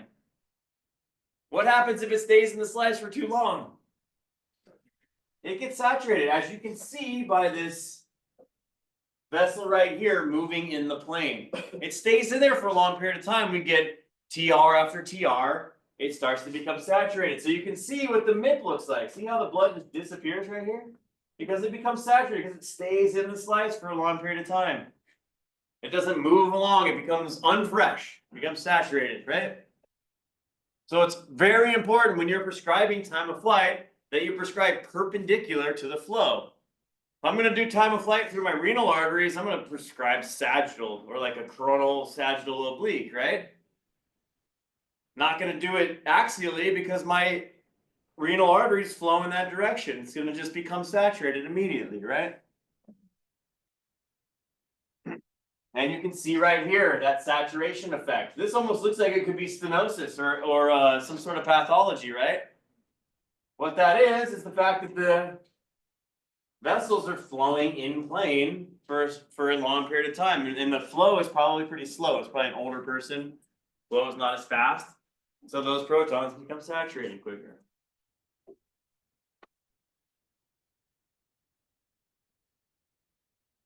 That make sense? And then 3D versus 2D, we're not gonna really worry about that too much. The reformatting though, you guys have done MIPing before, I'm sure. That's not the correct word. It's actually called segmenting the volume. The MIP is this. Maximum intensity projection. It's taking every single individual slice, every single voxel, and projecting it the high intensity, maximum intensity, right? So the maximum intensities are these high intensities. It's projecting them onto 2D plane, right? You can all agree that I'm looking at 2 dimensions right here, even though we can visualize the 3 dimensions. Same with this. This is a 2-dimensional plane, right? Maximum intensity projection. That's what MIP stands for. We've technologists have become accustomed to calling it MIPing when we're segmenting out the pieces, right? And rotating it around. That's not technically what it is. The MIP is this. The machine does the MIP. That's the MIP. And then you segment the volume. What it does, a projection rays pass through the volume of data projected onto a 2D plane. It just appears as if the bright spots are all together on a 2-dimensional plane. And then you can rotate it and do it in any dimension. If I can take something 2D and project from all different angles, it looks 3D if I rotate it around. So it gives the look of 3D even though it is 2D. Repeated multi-angle projections combine to give a 3D perception. Appears as if light is shining through it.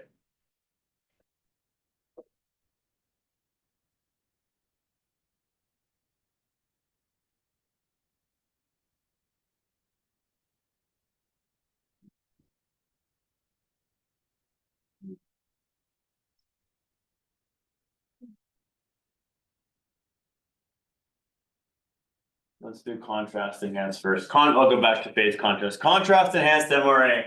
Anyone done carotids yet? Or the runoffs? Carotids are fun because all contrast and contrast enhanced MRAs are very fun because timing is very, very, very important. You have to scan when the contrast is in the arterial structures. They go to the venous structures very quickly. So you can get venous contamination and completely mess up your images. So timing is of the essence. So how do we do this? There's 3 different ways to do it. We can give a small test bolus. And what they used to do is they would, let's say it's the carotids, they would put a test slice right at the aortic arch. And they would scan the slice. It was low resolution. They would get a picture. It's T1 weighted because remember, contrast, gadolinium only shows bright T1 weighted images, right? So T1 weighted sequences, very low resolution. We get a T1 weighted image out every second. So start the scan and start the injection at the same time. Right? And you do, yeah, this is old school. I've never done it this way. You scan, you do that scan, you start it, and you inject 1 cc of gadolinium.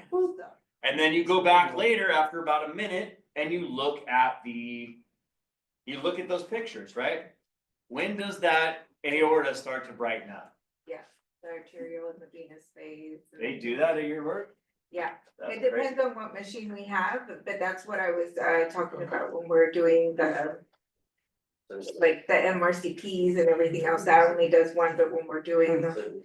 Yeah, some of the machines, and if the carabolus doesn't work, you have to do it, and it depends on the contrast, so if it's EOVIS or gadolinium, it has different times, right? So one has That's an older system. 10, another one is 20. Yeah. So that's an old way to do it. The more modern ways, they have actual software that can detect it, right? So if you are doing like the carotids, you can actually put a little marker right up at the top of the aortic arch, right? And the system will detect it. And as soon as that brightens up, boom, starts the contrast, starts the exam, like right then. Is that the Same thing if carabolus? you're doing like a liver, like a 3-phase liver or something, but we're talking about MRA at this point. Tracker, it starts the exam. Also, case space is filled very quickly and in a weird way. Typically what you're going to do is you're going to run a scan prior to contrast injection. So yeah, it's a mask. You essentially will run something that is of the entire still anatomy, right, through the area without contrast in there, T1 weighted image. It's just like the subtraction part, right? Like it's a pre-subtraction.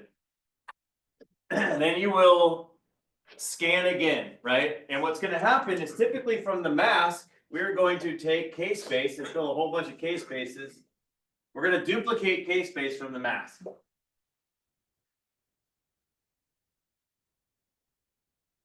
This is actually tricks. We don't necessarily have to do it like that. And that's what tricks would be, or twist in Siemens. We're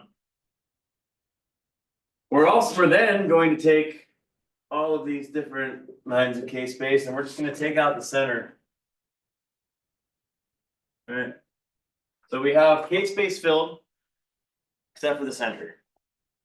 Then we can inject. When the gadolinium is in there, we can scan for a very short period of time and only fill the center lines of case space. What do the center lines of case space give us?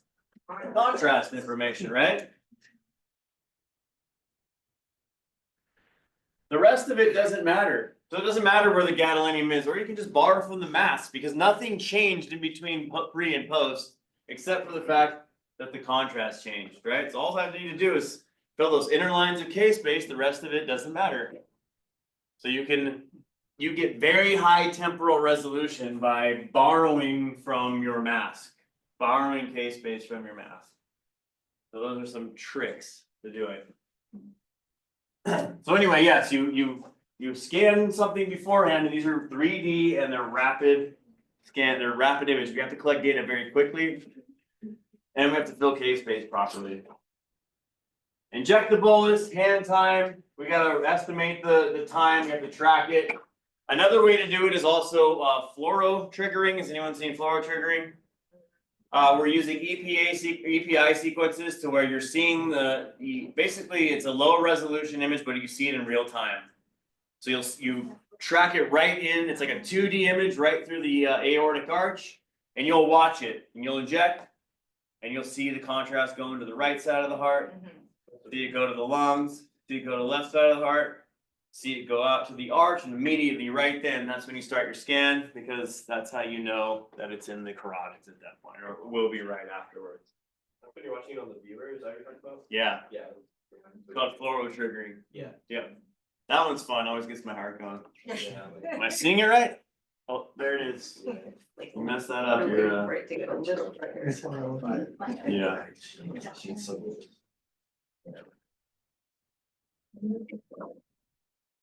Contrast in that, that's pretty straightforward, right? You take pictures of the arteries before gadolinium's there. You take pictures of it when gadolinium is in there, and then you subtract one from the other, right? Just like this.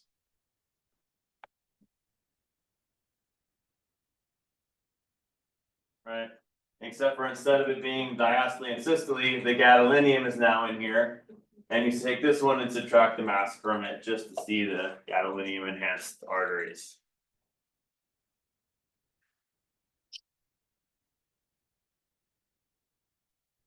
All right, phase contrast. We've talked about this today already, but if we have flowing protons moving through bipolar gradients, they are going to gain or lose phase depending on which way they're going, right? If I have a gradient turned on like this and I have protons moving this direction, they're speeding up, right? They're accelerating their precessional frequencies. And if I turn the gradient on in the other direction, it's going to deaccelerate, but not as fast as it accelerated. So it's going to end up with some sort of phase shift. The stationary protons won't, right? So we can start to discriminate between moving protons and which direction they are moving based purely on adding on their phase shifts. So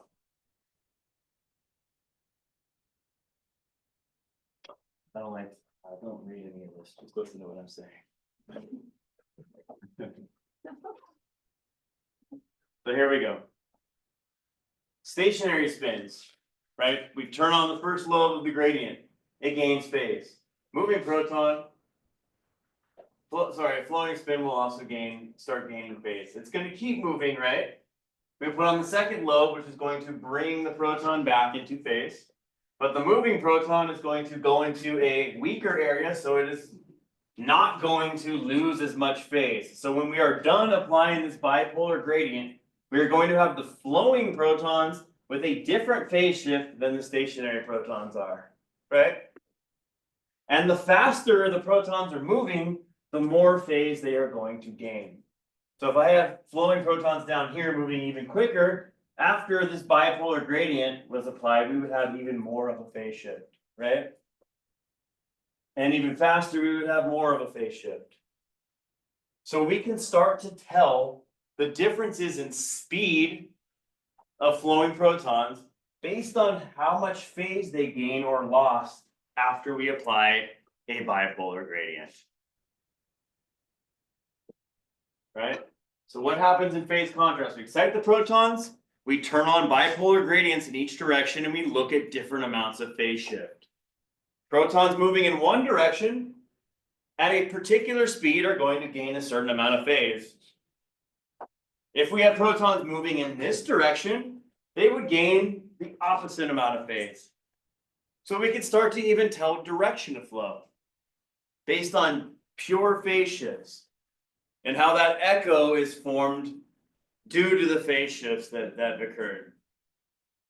If protons are flowing faster or slower, they're going to gain even more or less phase. Point being, we can start to discriminate between stationary, slow flowing, and fast flowing protons. And we can reconstruct images only based on certain phase shifts. Right?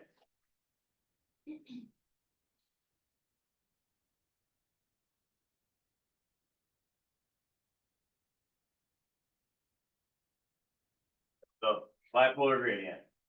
First lobe, second lobe. Protons that are flowing fast in this direction are going to gain. Move in this direction, they move in this direction fast. They are going to gain a certain amount of phase. The slow moving protons, they start out here, they're moving slow in this direction.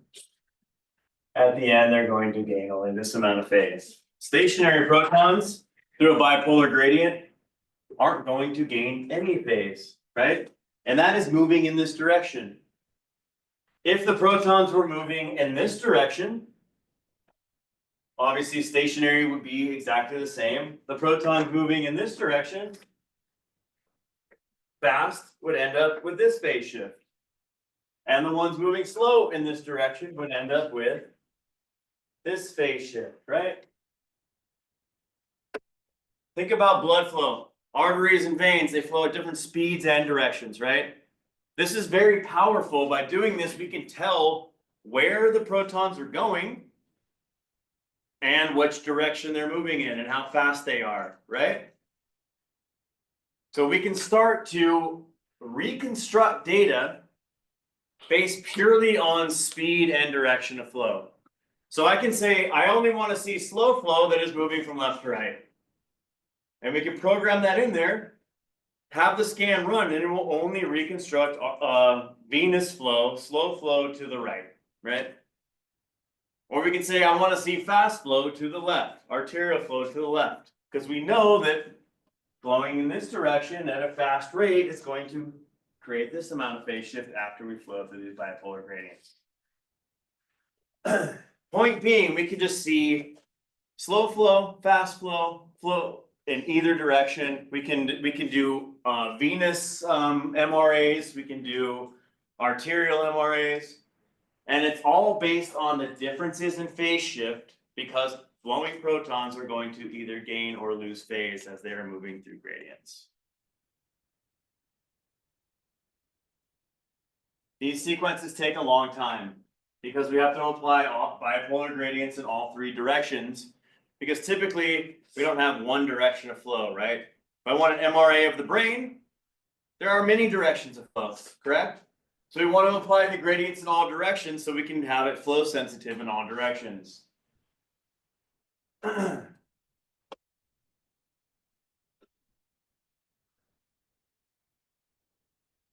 Velocity encoding allows us to see just slow or fast.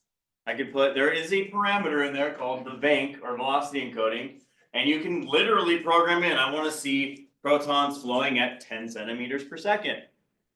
That is typically venous flow through the head. It's about 10 centimeters per second. If I were to run a phase contrast scan through the brain in all three different directions, all three different dimensions, I should say, of space, the system will only reconstruct minimal phase shifts so that all I will see is the venous flow in the brain. I'll see signal just from the venous flow. All the stationary tissue will be ignored. All the fast flow will be ignored. It's really good at eliminating background signal. And why does it eliminate background signal? Because everything that came back into phase like it should normally be is eliminated. All of that signal is just ignored in K-space. What I'm really getting at is this is a mathematical way to reconstruct moving proton data. Right? But there are some errors. Obviously, we have tortuous flow. We have spiral flow. That type of flow is going to gain some weird phase shifts, which will not reconstruct properly. And the radiologists don't like that. Right? So with velocity encoding, a steep gradient versus a shallow gradient, right? If something is flowing very slowly at 10 centimeters per second, we need a steep gradient to provide it with a large phase shift. Something is flowing very fast, the shallow gradient is going to be applied to give it that same phase shift. So your velocity encoding is going to essentially change the steepness of your gradients. This is not important, I'm not going to test you on this. I just need you to generally understand what phase contrast is. And how it works, right? How is it working? The bipolar gradient is being applied. If something is moving through a gradient, if spins are moving through a gradient, they're going to gain or lose phase depending on which direction they're flowing and at what speed they're flowing in. We use this a lot in cardiac MRI. We can actually see the speed of flow through vessels in the heart. We can actually see regurgitation through valves because we can see the direction and flow. A lot of monitoring heart health is seeing whether or not the valves are actually closing or if there's regurgitation coming through. We can see that in MRA based on phase shifts, right? We expect all the blood to be flowing in one direction and for it to stop when the valve closes. If that valve closes and there's a jet of flow back through that valve, We can see it because there's gonna be a bunch of phase shifts in the opposite direction, right? So this is definitely used a lot when looking at cardiac MRI, when looking at the heart.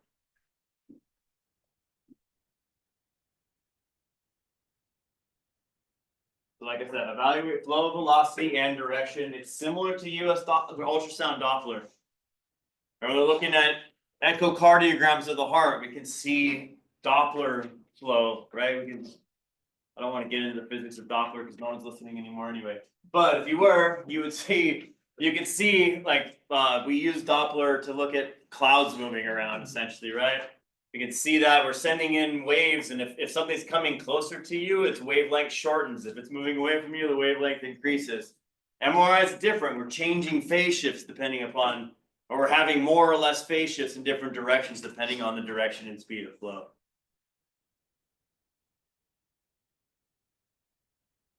And that's all. The rest of this is just, don't worry about the 2D versus 3D time of flight. You generally just have to understand what inflow MRA is, how time of flight works. What are the parameters that affect time of flight and entry slice phenomenon?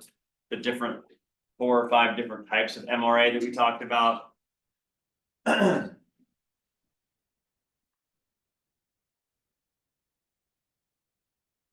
don't worry about these advanced techniques. We'll talk about next week.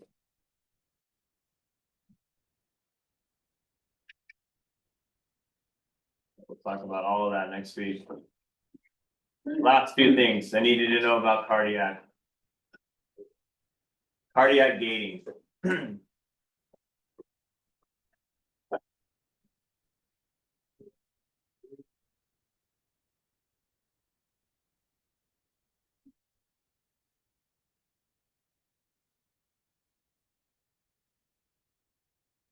Obviously, the heart is hard to image because it's moving, right? So, how do we know how a heart's moving? Well, we can look at the ECG, the electrical signal from the heart, and we know exactly where the heart's at in its cycle based on that ECG electronic recording, I guess. So when we're scanning the heart, we're typically going to put MRI safe ECG leads on the patient, or if it's a healthier patient, we can put peripheral gating because you can see essentially the same wave formation, just not as accurate, right? You can still see the heart when the pulse starts and when it stops, so you can get the rhythm of the heart anyway. I don't need you to know how we do that. We just need to know that we're doing that. The ECG consists of the PQRST wave. The peak is the R wave. So everyone's seen like a ECG before. That peak is the R wave. It's the strongest signal that comes out. That is typically the one we use to trigger in cardiac MRI. When we are triggering, what we are doing is we're starting the cycle at a particular point, right? So when you trigger, you're not scanning until something happens. That is triggering. So gating can be triggering and gating are a little bit different. Triggering is starting the scan, and gating is scanning for a particular time during a physiological cycle. So maybe you have ever done any respiratory gating before? Where you put the bellows on, or you're tracking the diaphragm. We'll talk more about that, I think, next week or 2 weeks. Say that again? Yeah.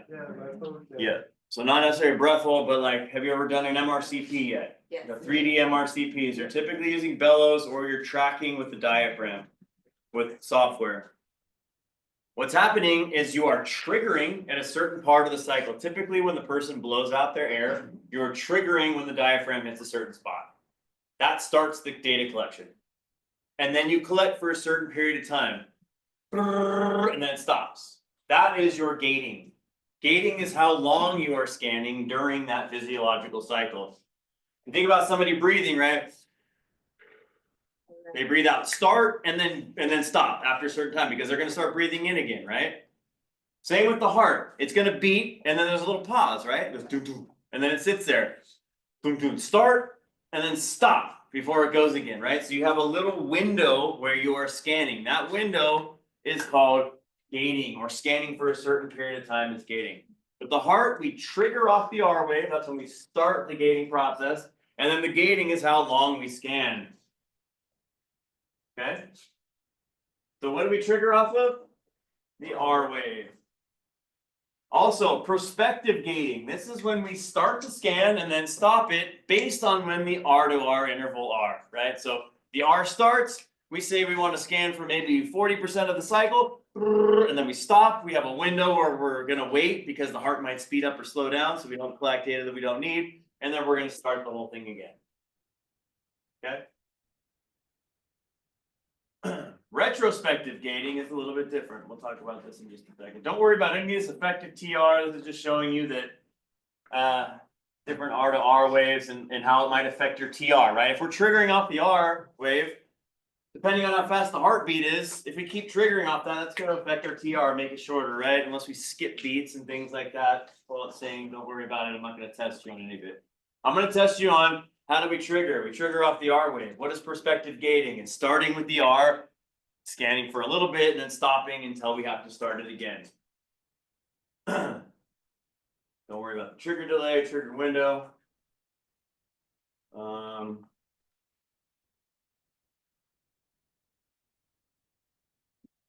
Pseudo gating. Sometimes you can't get a good, so what am I gonna test you on? R to R wave being our triggering point, right? Prospective gating, meaning we start our scan with that R wave, right? Just collect data for a certain period of time. Pseudo gating is when we can't get a good R to R signal.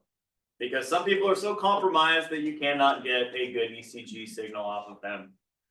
What do you do when you need to scan somebody's heart when you can't get a good ECG lead? Well, where somebody was at, you just send them home, right? But in hospitals, they're gonna want to try to do it in a different way. They're gonna actually want to try to get images. So what they do is they actually take the person's heart rate before they go into the scanner. Oh, 60 beats per minute, cool. And then you set your TR at that, right? Put the person in the scanner, you say the TR would be 1000 or basically 1 second, right? 60 beats per minute would be 1 second. And you scan them that way. Does it work? It works better than not doing anything. So it is a way if conventional gating is failing or poor. What about single shot? Cause I had a tech, we had an inpatient. And he was not like, participating, but he was doing, he's like, you know what, I'm just gonna do single shots, so that way I could at least send something. Yeah, you can do a single shot. That's not gaining at all in any way. So it's not, you're not gonna get your heart where you want it. You're not gonna see diastole and systole. You also won't be able to see cine sequences, but you can see something. Yeah. Single shots are very low resolution though, so they're not gonna see a lot of the myocardium, but they can be utilized for certain things. So prospective gating, pseudo gating, retrospective gating. Has anyone seen the little movies of the heart beating? Cine sequences here. The last thing I will show you is retrospective gating on these cine sequences.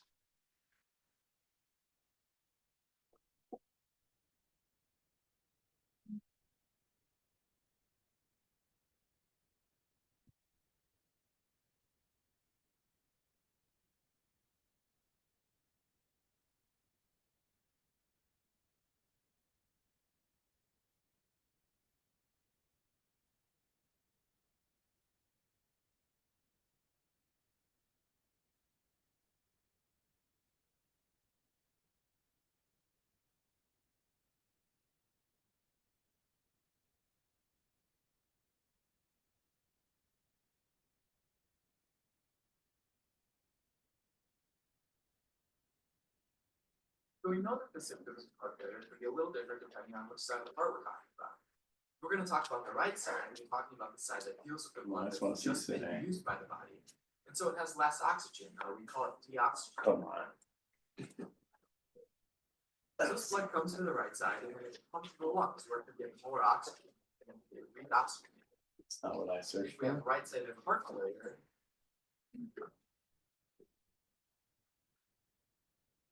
There we go.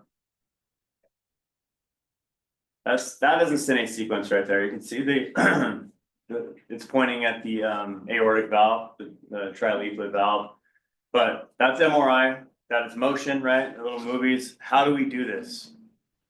This is done through retrospective gating and using these true feed sequences or steady state free precession sequences.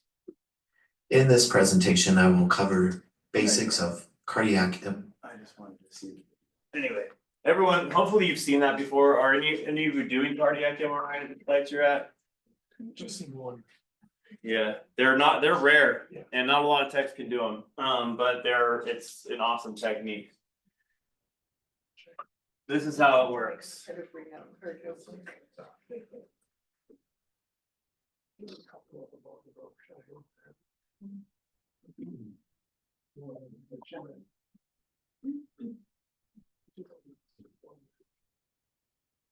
Let's say this is our R to R wave right here. R to R. What happens in these types of sequences?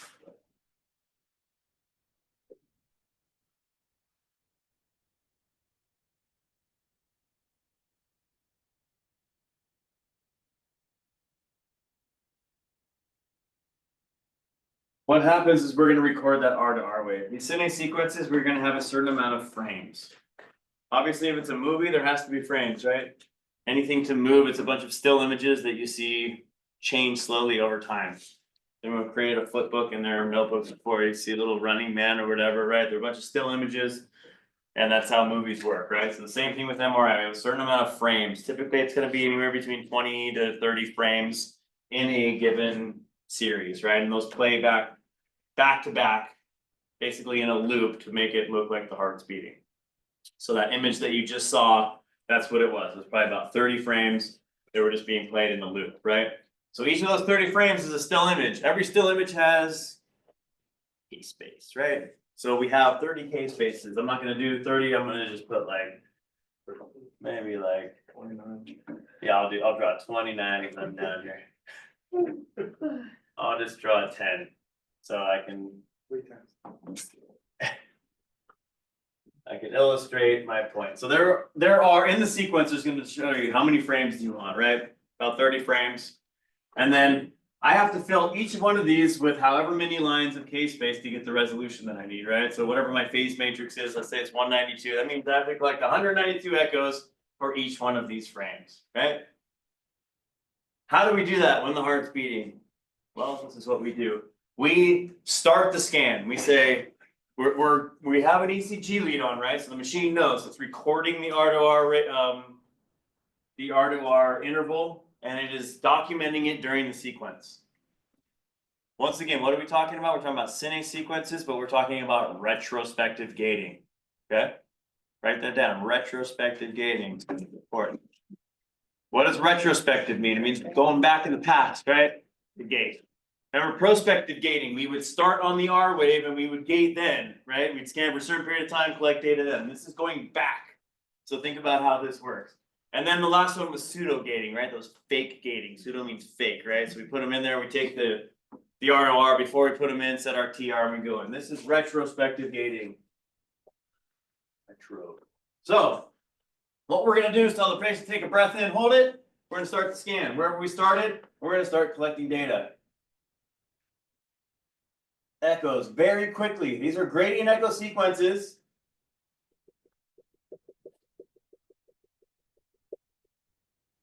Probably should have done this a little bit bigger, so I don't have to go down here. But they're gradient echo sequences. We're collecting echoes probably every like couple of milliseconds. It is a steady state sequence. Remember the steady state? We have short TR, we have a residual transverse magnetization because the TR and T are so short, right? Because they're that short, we can collect it so fast. Anyway, we're gonna continue to collect a ton of echoes, and we're gonna collect as many as we need until we fill up all of the lines in K space right down here. All of those echoes will be placed somewhere. And then what happens is retrospectively, the system will go back and start organizing the echoes to where they were in the cardiac cycle. So what it'll do is it'll take maybe these 5 echoes and put them here. And then the heart starts to move, right? Take the next 5 echoes and put them in this next one. And then right here, these 5, put it down here. And then the next 5 and put it here. So on and so forth until we get through enough R to R waves to fill up all of K space. The point being is that only echoes are put into a slice in a location of where the heart's at, right? So the heart's moving, we're here, we're collecting echoes. We put those into a K space, the heart moves a little bit more. Put a few more echoes into another K space, the heart moves a little bit more. So we end up with all of these still images, hopefully not too blurry. If we're trying to collect too many echoes and the heart's beating too fast, then it's gonna be blurry, right? But eventually we go back, we're collecting all of this, and then at the end, the system goes back and rearranges where the echoes were at in the cardiac cycle with these frames, right? So as we get through, right, once we get back to here, these ones again will be put over here. And these ones will be put here until we completely fill all of K space in each one of those frames. What is that called again? Retrospective gating, and it is used for Cine sequences.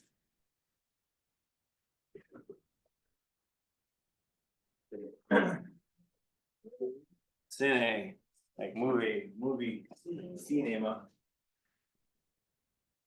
All right, I know it's too much today, but got what you needed. I will see y'all next time. Any questions? Yes. What Thanksgiving? I don't know yet. Brian. We're doing Zoom next week or? We'll probably be on campus next week. Brian. You think it's up to me?